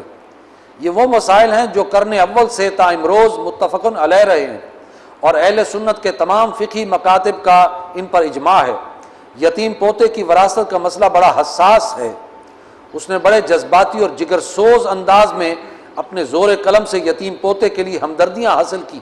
اس کا اصل مسئلہ کیا تھا کہ وراثت کا جو قانون ہے ہمارے دین میں، اس کی بنیاد تو وہ سورۃ النساء کا رکوع ہے، دوسرا رکوع، لیکن ظاہر بات ہے کہ اب اس کی بنیاد پر ایک پورا قانون جو مرتب کیا گیا، جسے پوری امت میں قبول عام حاصل ہوا، اور حضور صلی اللہ علیہ وسلم کی احادیث اس کی پشت پر ہیں، صحابہ کرام کے اقوال ہیں، اس میں اصل بات یہ ہے کہ اگر کوئی اصول اور فروع میں کوئی باقی ہیں، زندہ ہیں، تو وراثت وہیں تقسیم ہوتی ہے، اگلے دائرے میں نہیں جاتی۔ اصل اصول کیا ہے؟ مرنے والے کے والدین۔ فروع کیا ہے؟ مرنے والے کی اولاد۔ اب کسی شخص کی اولاد موجود ہے، اس کا انتقال ہو گیا، لیکن اس کے کوئی یتیم پوتا بھی ہے، چونکہ اولاد موجود ہے تو اولاد میں وراثت تقسیم ہو جائے گی۔ تو یہ تو بڑی بے انصافی ہے۔ وہ لوگ جو وہ جوان بڑے ہوں گے، اس کے بیٹے، اور ان کو تو مل گیا، یتیم پوتا جو بیچارہ جو سب سے زیادہ قابل رحم ہے، وہ وراثت سے محروم ہو گیا۔ تو یہ ناانصافی اسلام میں نہیں ہو سکتی۔ اصل میں اسلام کے قانون وراثت کو سمجھا ہی نہیں گیا۔ اب اس نے اپنا کوئی گورکھ دھندا بنا کے کہا کہ نہیں، اس کی بھی گنجائش ہے، حالانکہ گنجائش تو پہلے ہی موجود ہے، لیکن یہ تو اصحاب علم جانتے ہیں نا، عام آدمی کو تو نہیں پتہ۔ عام آدمی کو تو بیوقوف بنا دیا اس نے کہ دیکھو یہ قانون وراثت ہے اور اس میں یہ اصول ہے، اور یتیم پوتے کو وراثت نہیں ملے گی۔ اور وہ راستہ جو اسلام نے رکھا ہے وہ کیا ہے کہ ہر شخص اپنے ایک تہائی میں 1/3 میں وصیت کر سکتا ہے۔ اب ایک شخص ہے، وہ دیکھتا ہے کہ میرا ایک بیٹا، اس کا انتقال ہو چکا، اولاد اس کی یتیم ہے، ان کے حق میں وہ 1/3 وصیت کر سکتا تھا، اور اس کا بھی امکان ہے کہ جتنا اس کے دوسرے بیٹوں کو ملے اس سے زیادہ اس یتیم کو مل جائے، وہ موجود ہے۔ لیکن بیوقوف عوام کو جو ہے وہ گمراہ کیا کہ دیکھو یہ مسئلہ جو ہے وراثت کا آج تک کسی نے سمجھا ہی نہیں تھا کہ ہاں یہ ہے اس وقت کا امام برحق، اس نے سمجھا ہے، اور ایک انتہائی مظلوم کو جو ہے اس نے ظلم سے نجات دلا دی۔ یہ انداز ہوتا ہے ان کا۔ اس طرح قرآن کے نام پر ان تمام مجمع علیہ مسائل کے خلاف ایک محاذ بنا کر اس نے بہت سے لوگوں کو انکار حدیث و سنت کی ضلالت میں مبتلا کر دیا۔ حالانکہ واقعہ یہ ہے کہ جو لوگ بھی شریعت اسلامی کی الف باتا بھی جانتے ہیں، وہ اس کی بنیادوں کو جانتے ہیں۔ شریعت اسلامی کی الف باتا، الف بیتے جاننے والوں کا ذکر نہیں ہو رہا ہے اس میں۔ جی وہ اس کی بنیادوں کو جانتے ہیں، اس کے دلائل سے واقف ہیں، لیکن ہمارے معاشرے کے پڑھے لکھے جاہل تو ایک کھلی چراگاہ کی مانند ہیں کہ کوئی بھی ذہین انسان اپنی انشاء پردازی اور اپنے خاص اسلوب نگارش کو کام میں لا کر دھواں دار کتابیں لکھے، اور اس طبقے میں سے کثیر تعداد میں لوگوں کو اپنا ہم خیال بنا کر ایک جمعیت فراہم کر لے۔ اب خود سوچئے کہ جو لوگ قائل ہو گئے ان کے اذہان پر کیا اثرات مرتب ہوئے۔ یعنی یہ میرے سامنے کی بات ہے، بابر چودھری کو میں نہیں جانتا تھا، ہمارے ایک دور کے عزیز ہیں، وہ بڑی پابندی سے آتے تھے قرآن آڈیٹوریم میں بانی محترم کا درس سننے، اتوار کو بڑی پابندی سے آتے تھے، مجھ سے بھی ملاقات ہوتی تھی۔ ایک دن مجھ سے پوچھنے لگے بابر چودھری کون ہے؟ مجھے خیال آیا کہ میں نے پرسنلی تو نہیں جانتا، لیکن وہ سنا ہوا ہے کہ وہ بھی منکرین حدیث میں سے ہے۔ تو وہ مجھے کہنے لگے کہ آپ نے کبھی سنا نہیں، وہ بھی ڈاکٹر صاحب کی طرح بہت اچھا بیان کرتا ہے۔ میں تو بڑا اس سے متاثر ہوا ہوں، اور یہ وہی بابر چودھری ہے، بعد میں پتہ لگا کہ جو یہ تعلیم دے رہا تھا۔ کہ کسی عظیم ہستی کی طرف سے آپ کے پاس کوئی اس کا اہم پیغام آئے تو اہمیت اس پیغام کی ہوتی ہے یا لانے والے ڈاکیے کی ہوتی ہے. لیکن عام آدمی ایک وہ شخص ہے جو بہت عرصے سے ڈاکٹر صاحب کو سن بھی رہا ہے، اسے بھی نہیں کوئی فرق معلوم ہوا، وہ ایکولی گرویدہ ہے ان کا بھی. یہ ہے پرابلم. اس مسئلے کو جب تک آپ آئیڈینٹیفائی نہیں کریں گے، اس کی نوعیت کو اور سنگینی کو نہیں سمجھیں گے، آپ کو اس معاملے کی اہمیت کا اندازہ نہیں ہوگا. اب خود سوچئے کہ جو لوگ قائل ہو گئے ان کے اذہان پر کیا اثرات مرتب ہوئے. ہلکے سے ہلکے انداز میں یہ تاثرات بیان کیے جائیں تو وہ یہ ہوں گے کہ ہمارے ائمہ کرام، فقہائے اعظام، لائق احترام محدثین اور مفسرین بڑے بھولے بھالے تھے کہ ان کی سمجھ میں یہ باتیں نہیں آئیں. ان کی حقیقت منکشف ہوئی ہے تو اس شخص پر ہوئی ہے.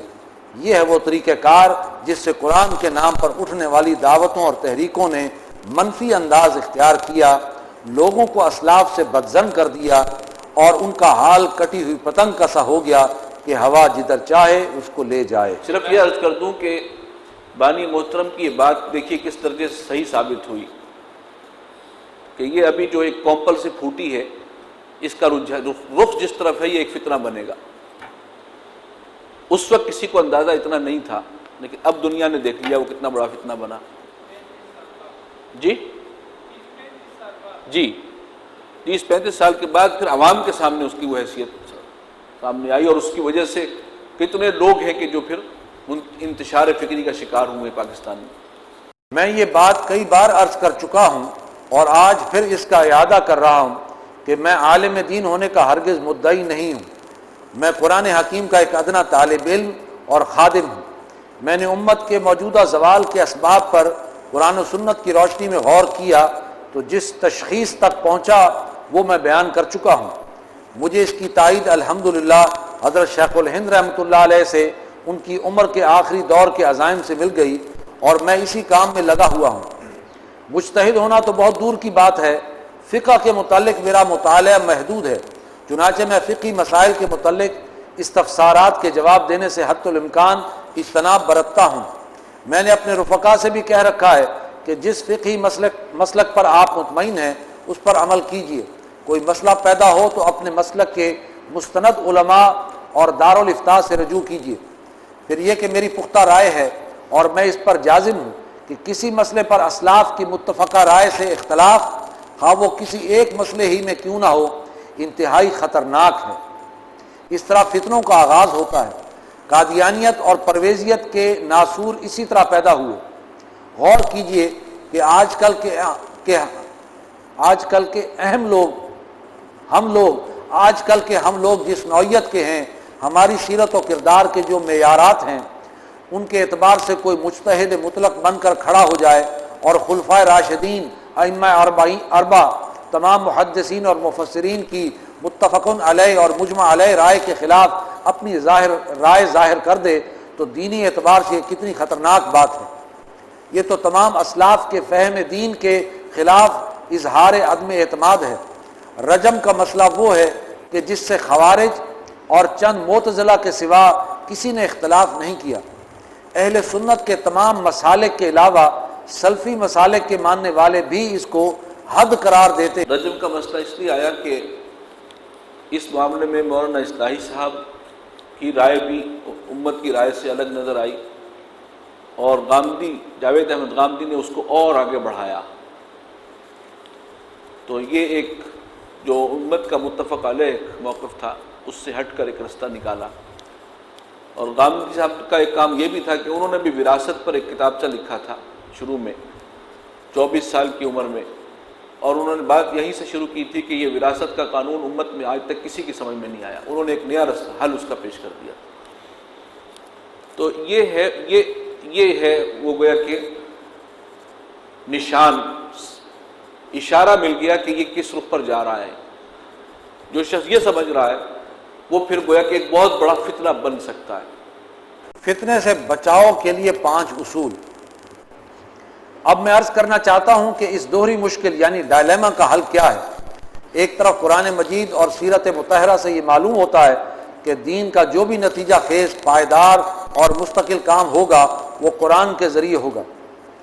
نبی اکرم صلی اللہ علیہ وسلم کا اساسی منہج انقلاب قرآن مجید تھا۔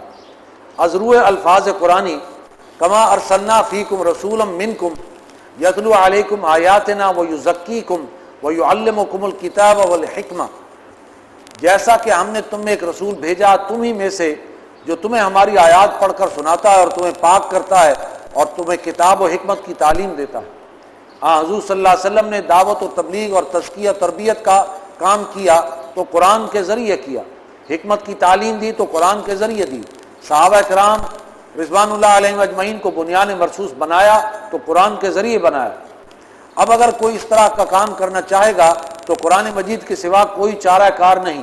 میں عرض کر چکا ہوں کہ پانچوں محاذوں کے لیے کارگر اور مؤثر تلوار ایک ہی ہے اور وہ قرآن ہے۔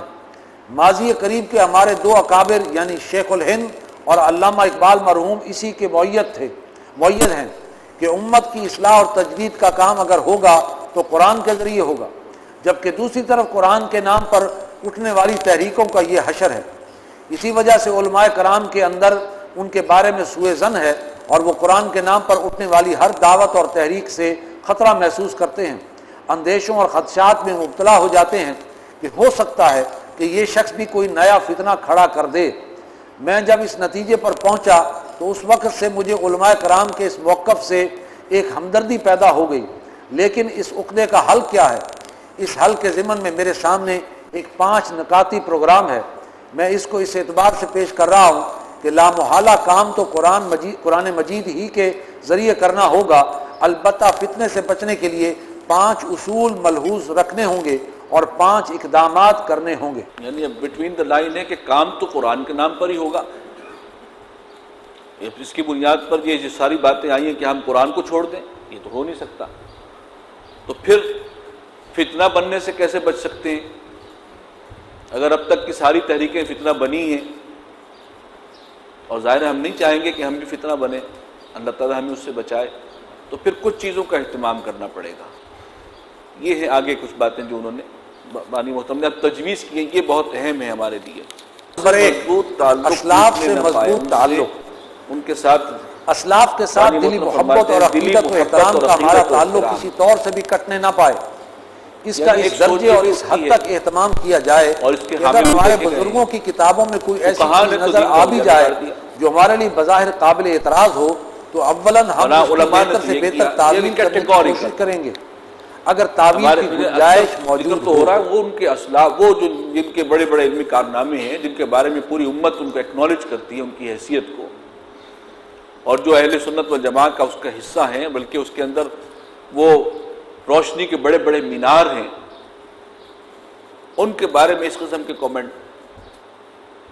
یہ چیز بڑی خطرناک ہے۔ اس سے گویا ہم اپنے آپ کو اسلاف سے جب کاٹ لیں گے تو پھر ہمارا حال کٹی ہوئی پتنگ کا ہے، پھر کوئی بھی چرب زبان شخص ہمیں لے کر جو ہے کسی طرف نکل سکتا، وہ رسی جو ہے مضبوط وہ ٹوٹنے نہ پائے۔ انہوں نے جو کیا ان کا احسان ہے امت پر، اور یہ فیکٹ ہے۔ جیسے کہ یہ جو پرویزی ہیں وہ بھی کہتے ہیں نا کہ اصل میں حدیث کی وجہ سے سارا انتشار ہوا ہے، وہ تو حدیث کو بلیم کرتے ہیں، ورنہ قرآن اس کے اندر تو کوئی اختلافی مسئلے ہے ہی نہیں۔ یہ امت کے اندر جو ہے مختلف فرقے بن گئے اور یہ بن گئے، اس کا سارا الزام وہ حدیث کو دے دیتے ہیں۔ اب یہ ان کی کم فہمی اور ناسمجھی اور بددیانتی ہے بہت بڑی، حالانکہ یہ حدیث اور اس کے تعویلات اور ائمہ ان کی وجہ سے آج امت ایک آج بھی ہے، جس کی مثال بانی محترم دیتے ہیں کہ قرآن مجید میں حکم ہے نماز کا، کتنی تاکید ہے نماز کی، کتنی تاکید ہے، تفصیلات اس کی جو ہے موجود نہیں ہے، نماز کیسے پڑھنی ہے اب وہ پتہ لگے گا حدیث سے، سنت سے، حضور صلی اللہ علیہ وسلم کے عمل سے۔ جو ہیں منکرین سنت وہ اب صلاۃ کا اپنا الگ الگ مفہوم رکھتے ہیں۔ ایک صاحب جو خود منکرین سنت میں سے تھے اور بعد میں اللہ نے انہیں توبہ کی توفیق دی، انہوں نے ایک دفعہ بتایا تھا کہ گروہ تو چھوٹا سا ہے منکرین سنت کا، لیکن نماز کے بارے میں 7 مختلف ان کے افکار ہیں، تصورات، اور وہ امت جو سنت اور حدیث کو مانتی ہے اور جو چلی آ رہی ہے اور جس میں ان اور اس میں اس کی تعبیرات کے اندر آگے ائمہ کا بڑا کردار ہے، وہ سارے نماز کے حوالے سے ایک ہیں۔ اختلافات کی حیثیت صرف اتنی سی ہے کہ کوئی ہاتھ یہاں باندھ رہا ہے، کوئی یہاں باندھ رہا ہے، کوئی یہاں باندھ رہا ہے، کوئی چھوڑ کے کھڑا ہو گیا، لیکن یہ اختلافات ایسے ہیں کہ ان کی موجودگی میں بھی ایک امام کے پیچھے تمام مکاتب فکر کے لوگ آج بھی نماز پڑھ سکتے ہیں اور ان کی نماز ڈسٹرب نہیں ہوگی۔ وہ نماز جس کی تفصیلات قرآن میں ہے ہی نہیں، امت میں اتفاق ہوا تو اس وجہ سے ہوا جو حدیث اور سنت کو مان رہے ہیں۔ جیسے بانی محترم کہتے ہیں، اور تجربہ ہوتا ہے، آپ جائیں حج پر جائیں، عمرے پر جائیں، رمضان کا عمرہ تو وہ حج کا ہی منظر پیش کر رہا ہوتا ہے، ہر مکتب فکر کے لوگ ہیں، لیکن اختلاف یہ نہیں ہے کہ فجر کی جو ہے وہ 4 رکعتیں ہیں یا 2 رکعتیں ہیں، سب کے نزدیک 2 ہی ہیں۔ نماز کی ترتیب سب کے نزدیک ایک ہی ہے، قنوت ہے، پھر رکوع ہے، پھر کھڑے ہونا ہے، پھر 2 سجدے ہیں، رکوع 1 ہے، سجدے 2 ہیں، سب کی سب پوری فارمیشن برقرار ہے۔ فرق کیا پڑا، ہاتھ کسی نے کہاں ہی باندھ دیے، کسی نے چھوڑ دیے، کسی نے آمین ذرا زور سے کہہ دیا، کسی نے دل میں کہہ دیا، بس پوری امت یہ جو چلے آ رہے ہیں مکاتب فکر وہ سب کے سب نماز کے معاملے میں آج بھی ایک ہے۔ تو یہ ہے وہ حقیقت کہ الزام دیا جاتا ہے، پرویزی تو صاف سارا بلیم کر دیتے ہیں حدیث پر، اور حقیقت اس کی میں نے آپ کو بتا دی، اور اس سے جو ذرا کمتر ہے فقہا نے بیڑا غرق کر دیا دین کا، اور جی ابو حنیفہ کو کیا پتا فلاں مسئلے کا اور فلاں اور یہ اور وہ، یہ انداز جو ہے یہ مناسب نہیں ہے۔ بانی محترم کہتے ہیں یہ خطرے کی علامت ہے، آپ نے اپنے آپ کو اسلاف سے کاٹ لیا تو آپ بے لنگر کے جہاز ہیں۔ لہذا پہلی احتیاط، اسلاف کے ساتھ دلی محبت اور عقیدت و احترام کا ہمارا تعلق کسی طور سے بھی کٹنے نہ پائے۔ لیکن اگر یہ ممکن نہ ہو تو ہم یہ رائے قائم کریں گے کہ یہ قابل اعتراض بات ان کی کتاب میں کسی اور نے شامل کر دی ہوگی، اس لیے کہ تاریخی طور پر یہ ثابت ہے کہ اعداء نے بڑے پیمانے پر یہ کام کیے ہیں۔ اس مسئلے پر پروفیسر یوسف سلیم چشتی صاحب نے بڑی تحقیق و تفتیش اور محنت و کاوش سے تاریخ تصوف نامی کتاب لکھی تھی۔ اس کتاب کا ایک باب ایسا تھا جسے کوئی سرکاری ادارہ شائع کرنے کی ہمت نہیں کر سکتا تھا۔ اللہ تعالیٰ نے مجھے ہمت دی اور میں نے اسے شائع کر دیا۔ اس باب کا عنوان ہے اسلامی تصوف میں غیر اسلامی نظریات کی آمیزش۔ میں آپ کو دعوت دوں گا کہ اس کا مطالعہ ضرور کریں۔ اس میں چشتی صاحب مرحوم نے سینکڑوں مثالیں جمع کر دی ہیں کہ باطل پرست فرقوں، خاص طور پر باطنیہ فرقے کے لوگوں اور غالی قسم کے اہل تشیع نے اہل سنت کے صحیح العقیدہ صوفیاء کرام کی کتابوں میں ایسی باتیں شامل کر دی ہیں جو ان کے مسلمہ صحیح عقیدے اور منشا کے خلاف ہیں۔ معلوم ہوا کہ ایک سازش کے تحت ہمارے بہت سے بزرگوں کی کتابوں میں تدسیس و تحریف ہوئی ہے، لہٰذا اسلاف میں سے کسی معتبر و معتمد عالم اور بزرگ کی کسی کتاب میں قرآن و سنت کے اعتبار سے کوئی قابل اعتراض بات نظر آئے گی تو اسے تدسیس و تحریف سمجھا جائے گا۔ کسی معتمد علیہ بزرگ کی توہین کرنا، ان کی تنقیص کرنا، ان کے احترام کو مجروح کرنا، یہ ایک بہت بڑا فتنہ ہے۔ میں عرض کر چکا ہوں کہ اسلاف سے منقطع ہو کر انسان بے لنگر کا جہاز یا کٹی ہوئی پتنگ بن کر رہ جاتا ہے۔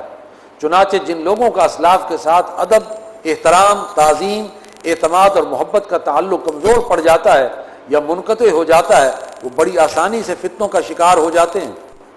اس بات کو ہمیشہ ایک کسوٹی کی حیثیت سے پیش نظر رکھیے، اور جو شخص بھی دین کی کسی خدمت کا مدعی ہو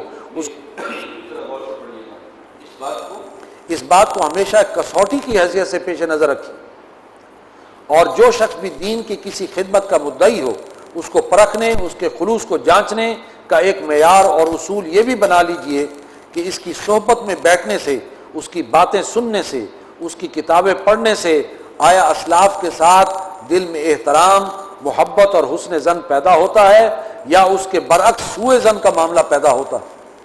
یہ گویا اس بات کے لیے ایک اہم پہچان ہوگی کہ جو کام بھی خدمت دین یا قرآن کے نام پر اٹھایا گیا ہے، آیا وہ صحیح رخ پر جا رہا ہے یا غلط رخ پر۔ یہ تو پہلا پوائنٹ تھا پانچ پوائنٹس میں سے، اور دوسرا پوائنٹ جو ہے اس میں بانی محترم نے رکھا ہے فقہی معاملات میں اعتدال کی راہ، اور اس میں خاص طور پر انہوں نے اپنے لیے یہ کہا کہ میں اس دائرے سے باہر نہیں نکلوں گا۔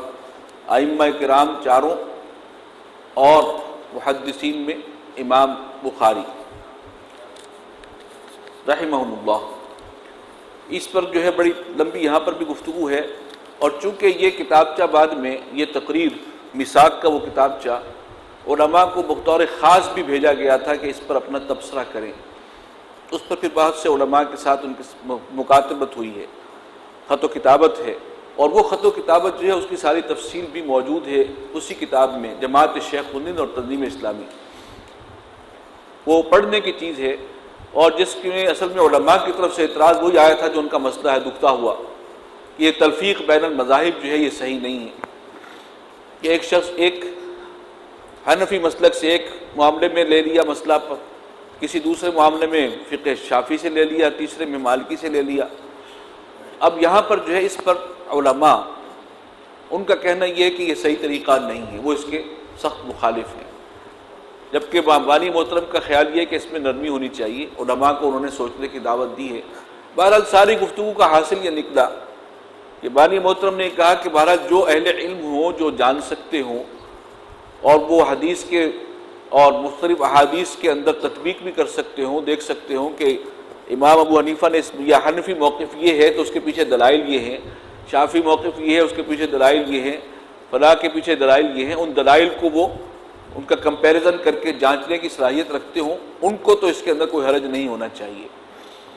اور باقی عوام الناس کے لیے محفوظ راستہ یہی ہے کہ وہ کسی ایک ہی مسلک کو پکڑیں، یہ ہے عافیت کا راستہ عوام کے لیے، اور علماء کے لیے جو اس لیول کے ہوں ان کو اس کی اجازت ہونی چاہیے۔ یہ ہے موقف جو بانی محترم نے فائنلی اختیار کیا تھا۔ اب یہ اگلا پڑھ لیں، تفصیل اس کی آپ یہاں پر دیکھیں، اور باقی جماعت شیخ الہند اور تنظیم اسلامی میں اس کے بعد جو خط و کتابت علماء سے چلی ہے، وہ جن لوگوں کو دلچسپی ہو وہ وہاں پر ضرور دیکھیں۔ دعوت القرآن کے چند اصول۔ اس پروگرام کی تیسری شق دعوت رجوع القرآن سے متعلق ہے۔ میں نے اشارہ کیا تھا کہ جب میں نے اس دعوت کا آغاز کیا تھا تو چند اصول پلے باندھ لیے تھے، کام کے ساتھ ساتھ بفضل ہی تعالی ان اصولوں پر وثوق حاصل ہوتا رہا، اور اللہ کی توفیق سے چند اور اصول بھی سامنے آتے رہے جن کو میں نے ہمیشہ پیش نظر رکھنے کی حتی الامکان کوشش کی ہے۔ وہ اہم اصول پیش کیے دیتا ہوں۔ دعوت رجوع القرآن کا ایک تعلق احکام سے ہے۔ اس ضمن میں میرا ایک مستقل اور اٹل موقف رہا ہے، اور وہ بالکل منطقی ہے کہ اس کا سارا دار و مدار اور تعلق نبی اکرم صلی اللہ علیہ وسلم کے عمل سے ہے۔ ظاہر بات ہے کہ جو لوگ حضور صلی اللہ علیہ وسلم سے جتنے زیادہ قریب تھے اسی نسبت سے سب سے زیادہ استفادہ انہوں نے کیا۔ یہ تھے حضرات صحابہ کرام۔ نمبر 2 پر تابعین ہیں، جو صحابہ کرام رضوان اللہ علیہم اجمعین کے تربیت و صحبت یافتہ تھے۔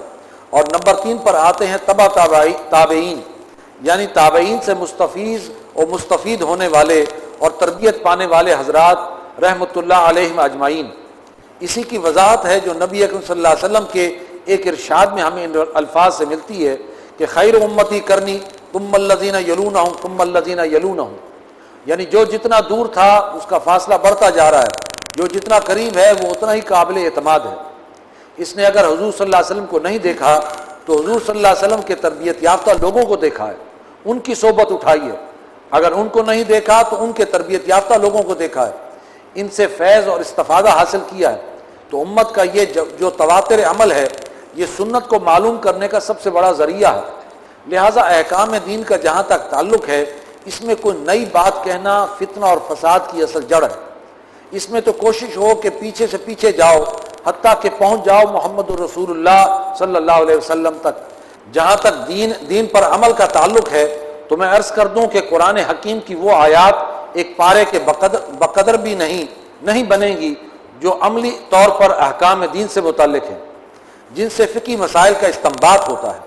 اصل میں عمل کا سارا دار و مدار سنت رسول پر ہے صلی اللہ علیہ وسلم۔ قرآن مجید میں نماز کی کتنی تاکید ہے اسے ہر وہ شخص جانتا ہے جس کا دین سے ذرا بھی تعلق ہے، بلکہ اس بات کو تو وہ بھی جانتے ہیں جن کا دین سے عملی تعلق منقطع ہے۔ لیکن نماز کی حیت اور ترتیب کہاں سے ملے گی، اوقات کہاں سے ملیں گے؟ قرآن میں اشارات ہیں، لیکن نماز سے متعلق پورا نظام سنت رسول علیہ صاحب صلاۃ والسلام سے ملے گا۔ رسول اللہ صلی اللہ علیہ وسلم سے نے ارشاد فرمایا کہ سلو کما رأیتمونی اصلی، یعنی نماز پڑھو جس طرح مجھے پڑھتے دیکھتے ہو۔ چنانچہ جہاں تک احکام دین اور فقہی مسائل کا تعلق ہے وہ سنت میں ملیں گے۔ سنت ہی احکام قرآن کی عملی تفسیر ہے، اسی سے استنباط ہوگا، استشہاد ہوگا، حتیٰ کہ اجتہاد ہوگا۔ لہٰذا اس معاملے میں پیچھے سے پیچھے جائیے، آگے مت جائیے۔ احکام کے بارے میں ائمہ مجتہدین اور محدثین کے دائرے سے باہر قدم نہ نکالیے۔ دوسرا یہ اصول میں نے گرہ میں باندھ رکھا ہے کہ قرآن اور احادیث صحیحہ میں جو معجزات، حرق عادت اور محیر العقول برکات و واقعات مذکور ہیں، ان سب پر ہمیں حرف بہ حرف یعنی لٹرلی ایمان لانا ہوگا، اس لیے کہ قرآن مجید اللہ تعالیٰ کا کلام ہے، اور وہ جس رب العالمین اور خالق کائنات کا انسان سے تعارف کراتا ہے وہ علی کل شیء قدیر کی شان کا بھی حامل ہے، وہ فعال لما یرید بھی ہے، اور صرف وہی الملک القدوس اور العزیز الحکیم ہے۔ لہذا اس معاملے میں کسی تعویل کا روادار نہیں، لہذا اس معاملے میں میں کسی تعویل کا روادار نہیں، جو ہے کہ ان کو جوں کا توں قبول کرنا میں ایمان کا لازمی جز سمجھتا ہوں۔ تیسری بات یہ ہے کہ قرآن مجید میں جن انبیاء اور رسل اور جن اقوام و ملل کا ذکر ہے، بہت ساری چیزیں اس کے ساتھ جڑ جاتی ہیں، ملل کا ذکر ہے، وہ بطور تذکیر اور بطور عبرت ہے۔ قرآن تاریخ یا جغرافیہ کی کتاب نہیں ہے کہ جس میں تمام معلومات جمع کر دی گئی ہوں۔ اس ضمن میں میری رائے ہے کہ تمدن کی ترقی کے ساتھ علم، جستجو، تحقیق اور معلومات کا دائرہ وسیع سے وسیع تر ہوتا چلا آ رہا ہے اور ہوتا چلا جائے گا۔ لہذا اس معاملے میں اگر ہمارے متقدمین علماء، محققین اور مفسرین کے آراء موجودہ تحقیقات و معلومات اور فراہم شدہ ڈیٹا سے مطابقت نہ رکھتی ہوں، یہ بالکل فطری بات ہے، اس سے متوحش اور تشویش میں مبتلا ہونے کی قطعی ضرورت نہیں ہے۔ انشاءاللہ جو تحقیقات و معلومات کا دائرہ وسیع ہوگا، اس کے نتیجے میں قرآن مجید کی حقانیت مزید مبرہن ہوتی چلی جائے گی۔ قرآن میں جو اشارات ہیں وہ کھلتے چلے جائیں گے اور جو اجمال ہے واضح ہوتا چلا جائے گا۔ اسی طرح قرآن حکیم سائنس کی کتاب بھی نہیں ہے، اصلاً یہ کتاب ہدایت ہے، ہدی للناس ہے، لیکن یہ خالق کائنات کا کلام ہے، لہٰذا اس میں سائنسی مظاہر یعنی سائنٹیفک فینومینا کی طرف جا بجا اشارے کیے گئے ہیں۔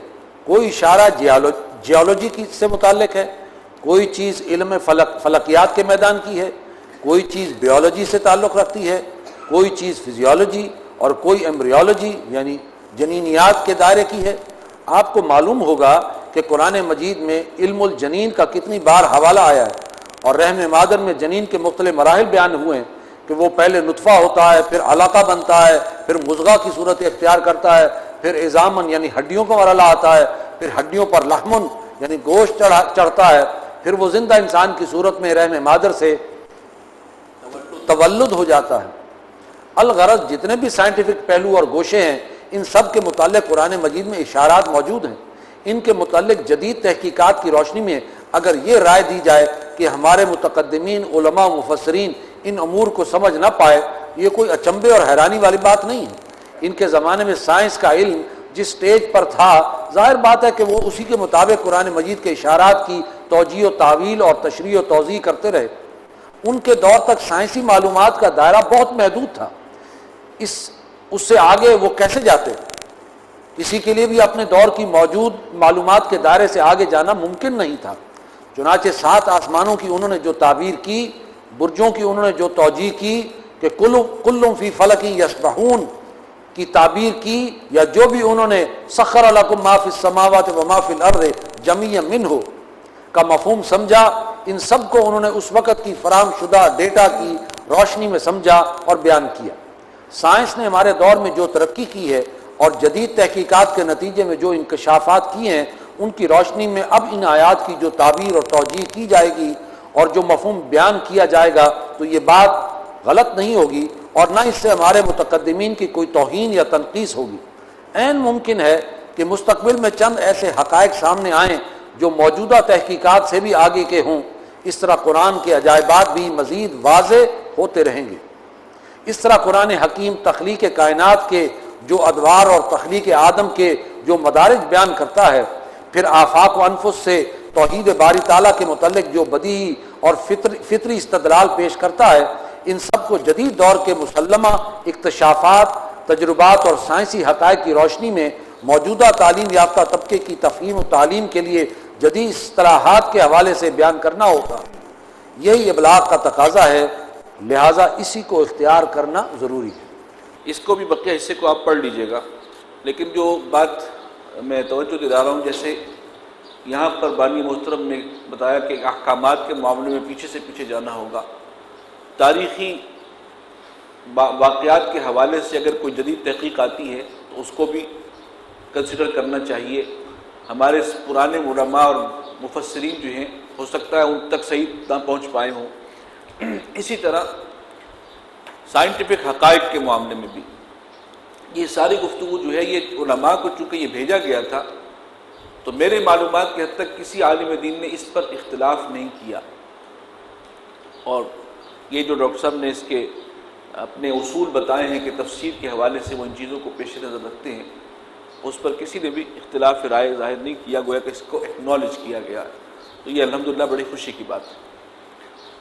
وہ جو بھی خطوط وغیرہ بعد میں آئے تھے وہ شائع کر دیے گئے تھے، پہلے میثاق میں شائع ہوئے تھے، پھر اس کتاب کا بھی حصہ بن گئے تھے۔ تو اب ہم اس پر یہیں پر چھوڑ رہے ہیں، اور باقی کا مطالعہ اور پھر کچھ سوالوں کے جواب۔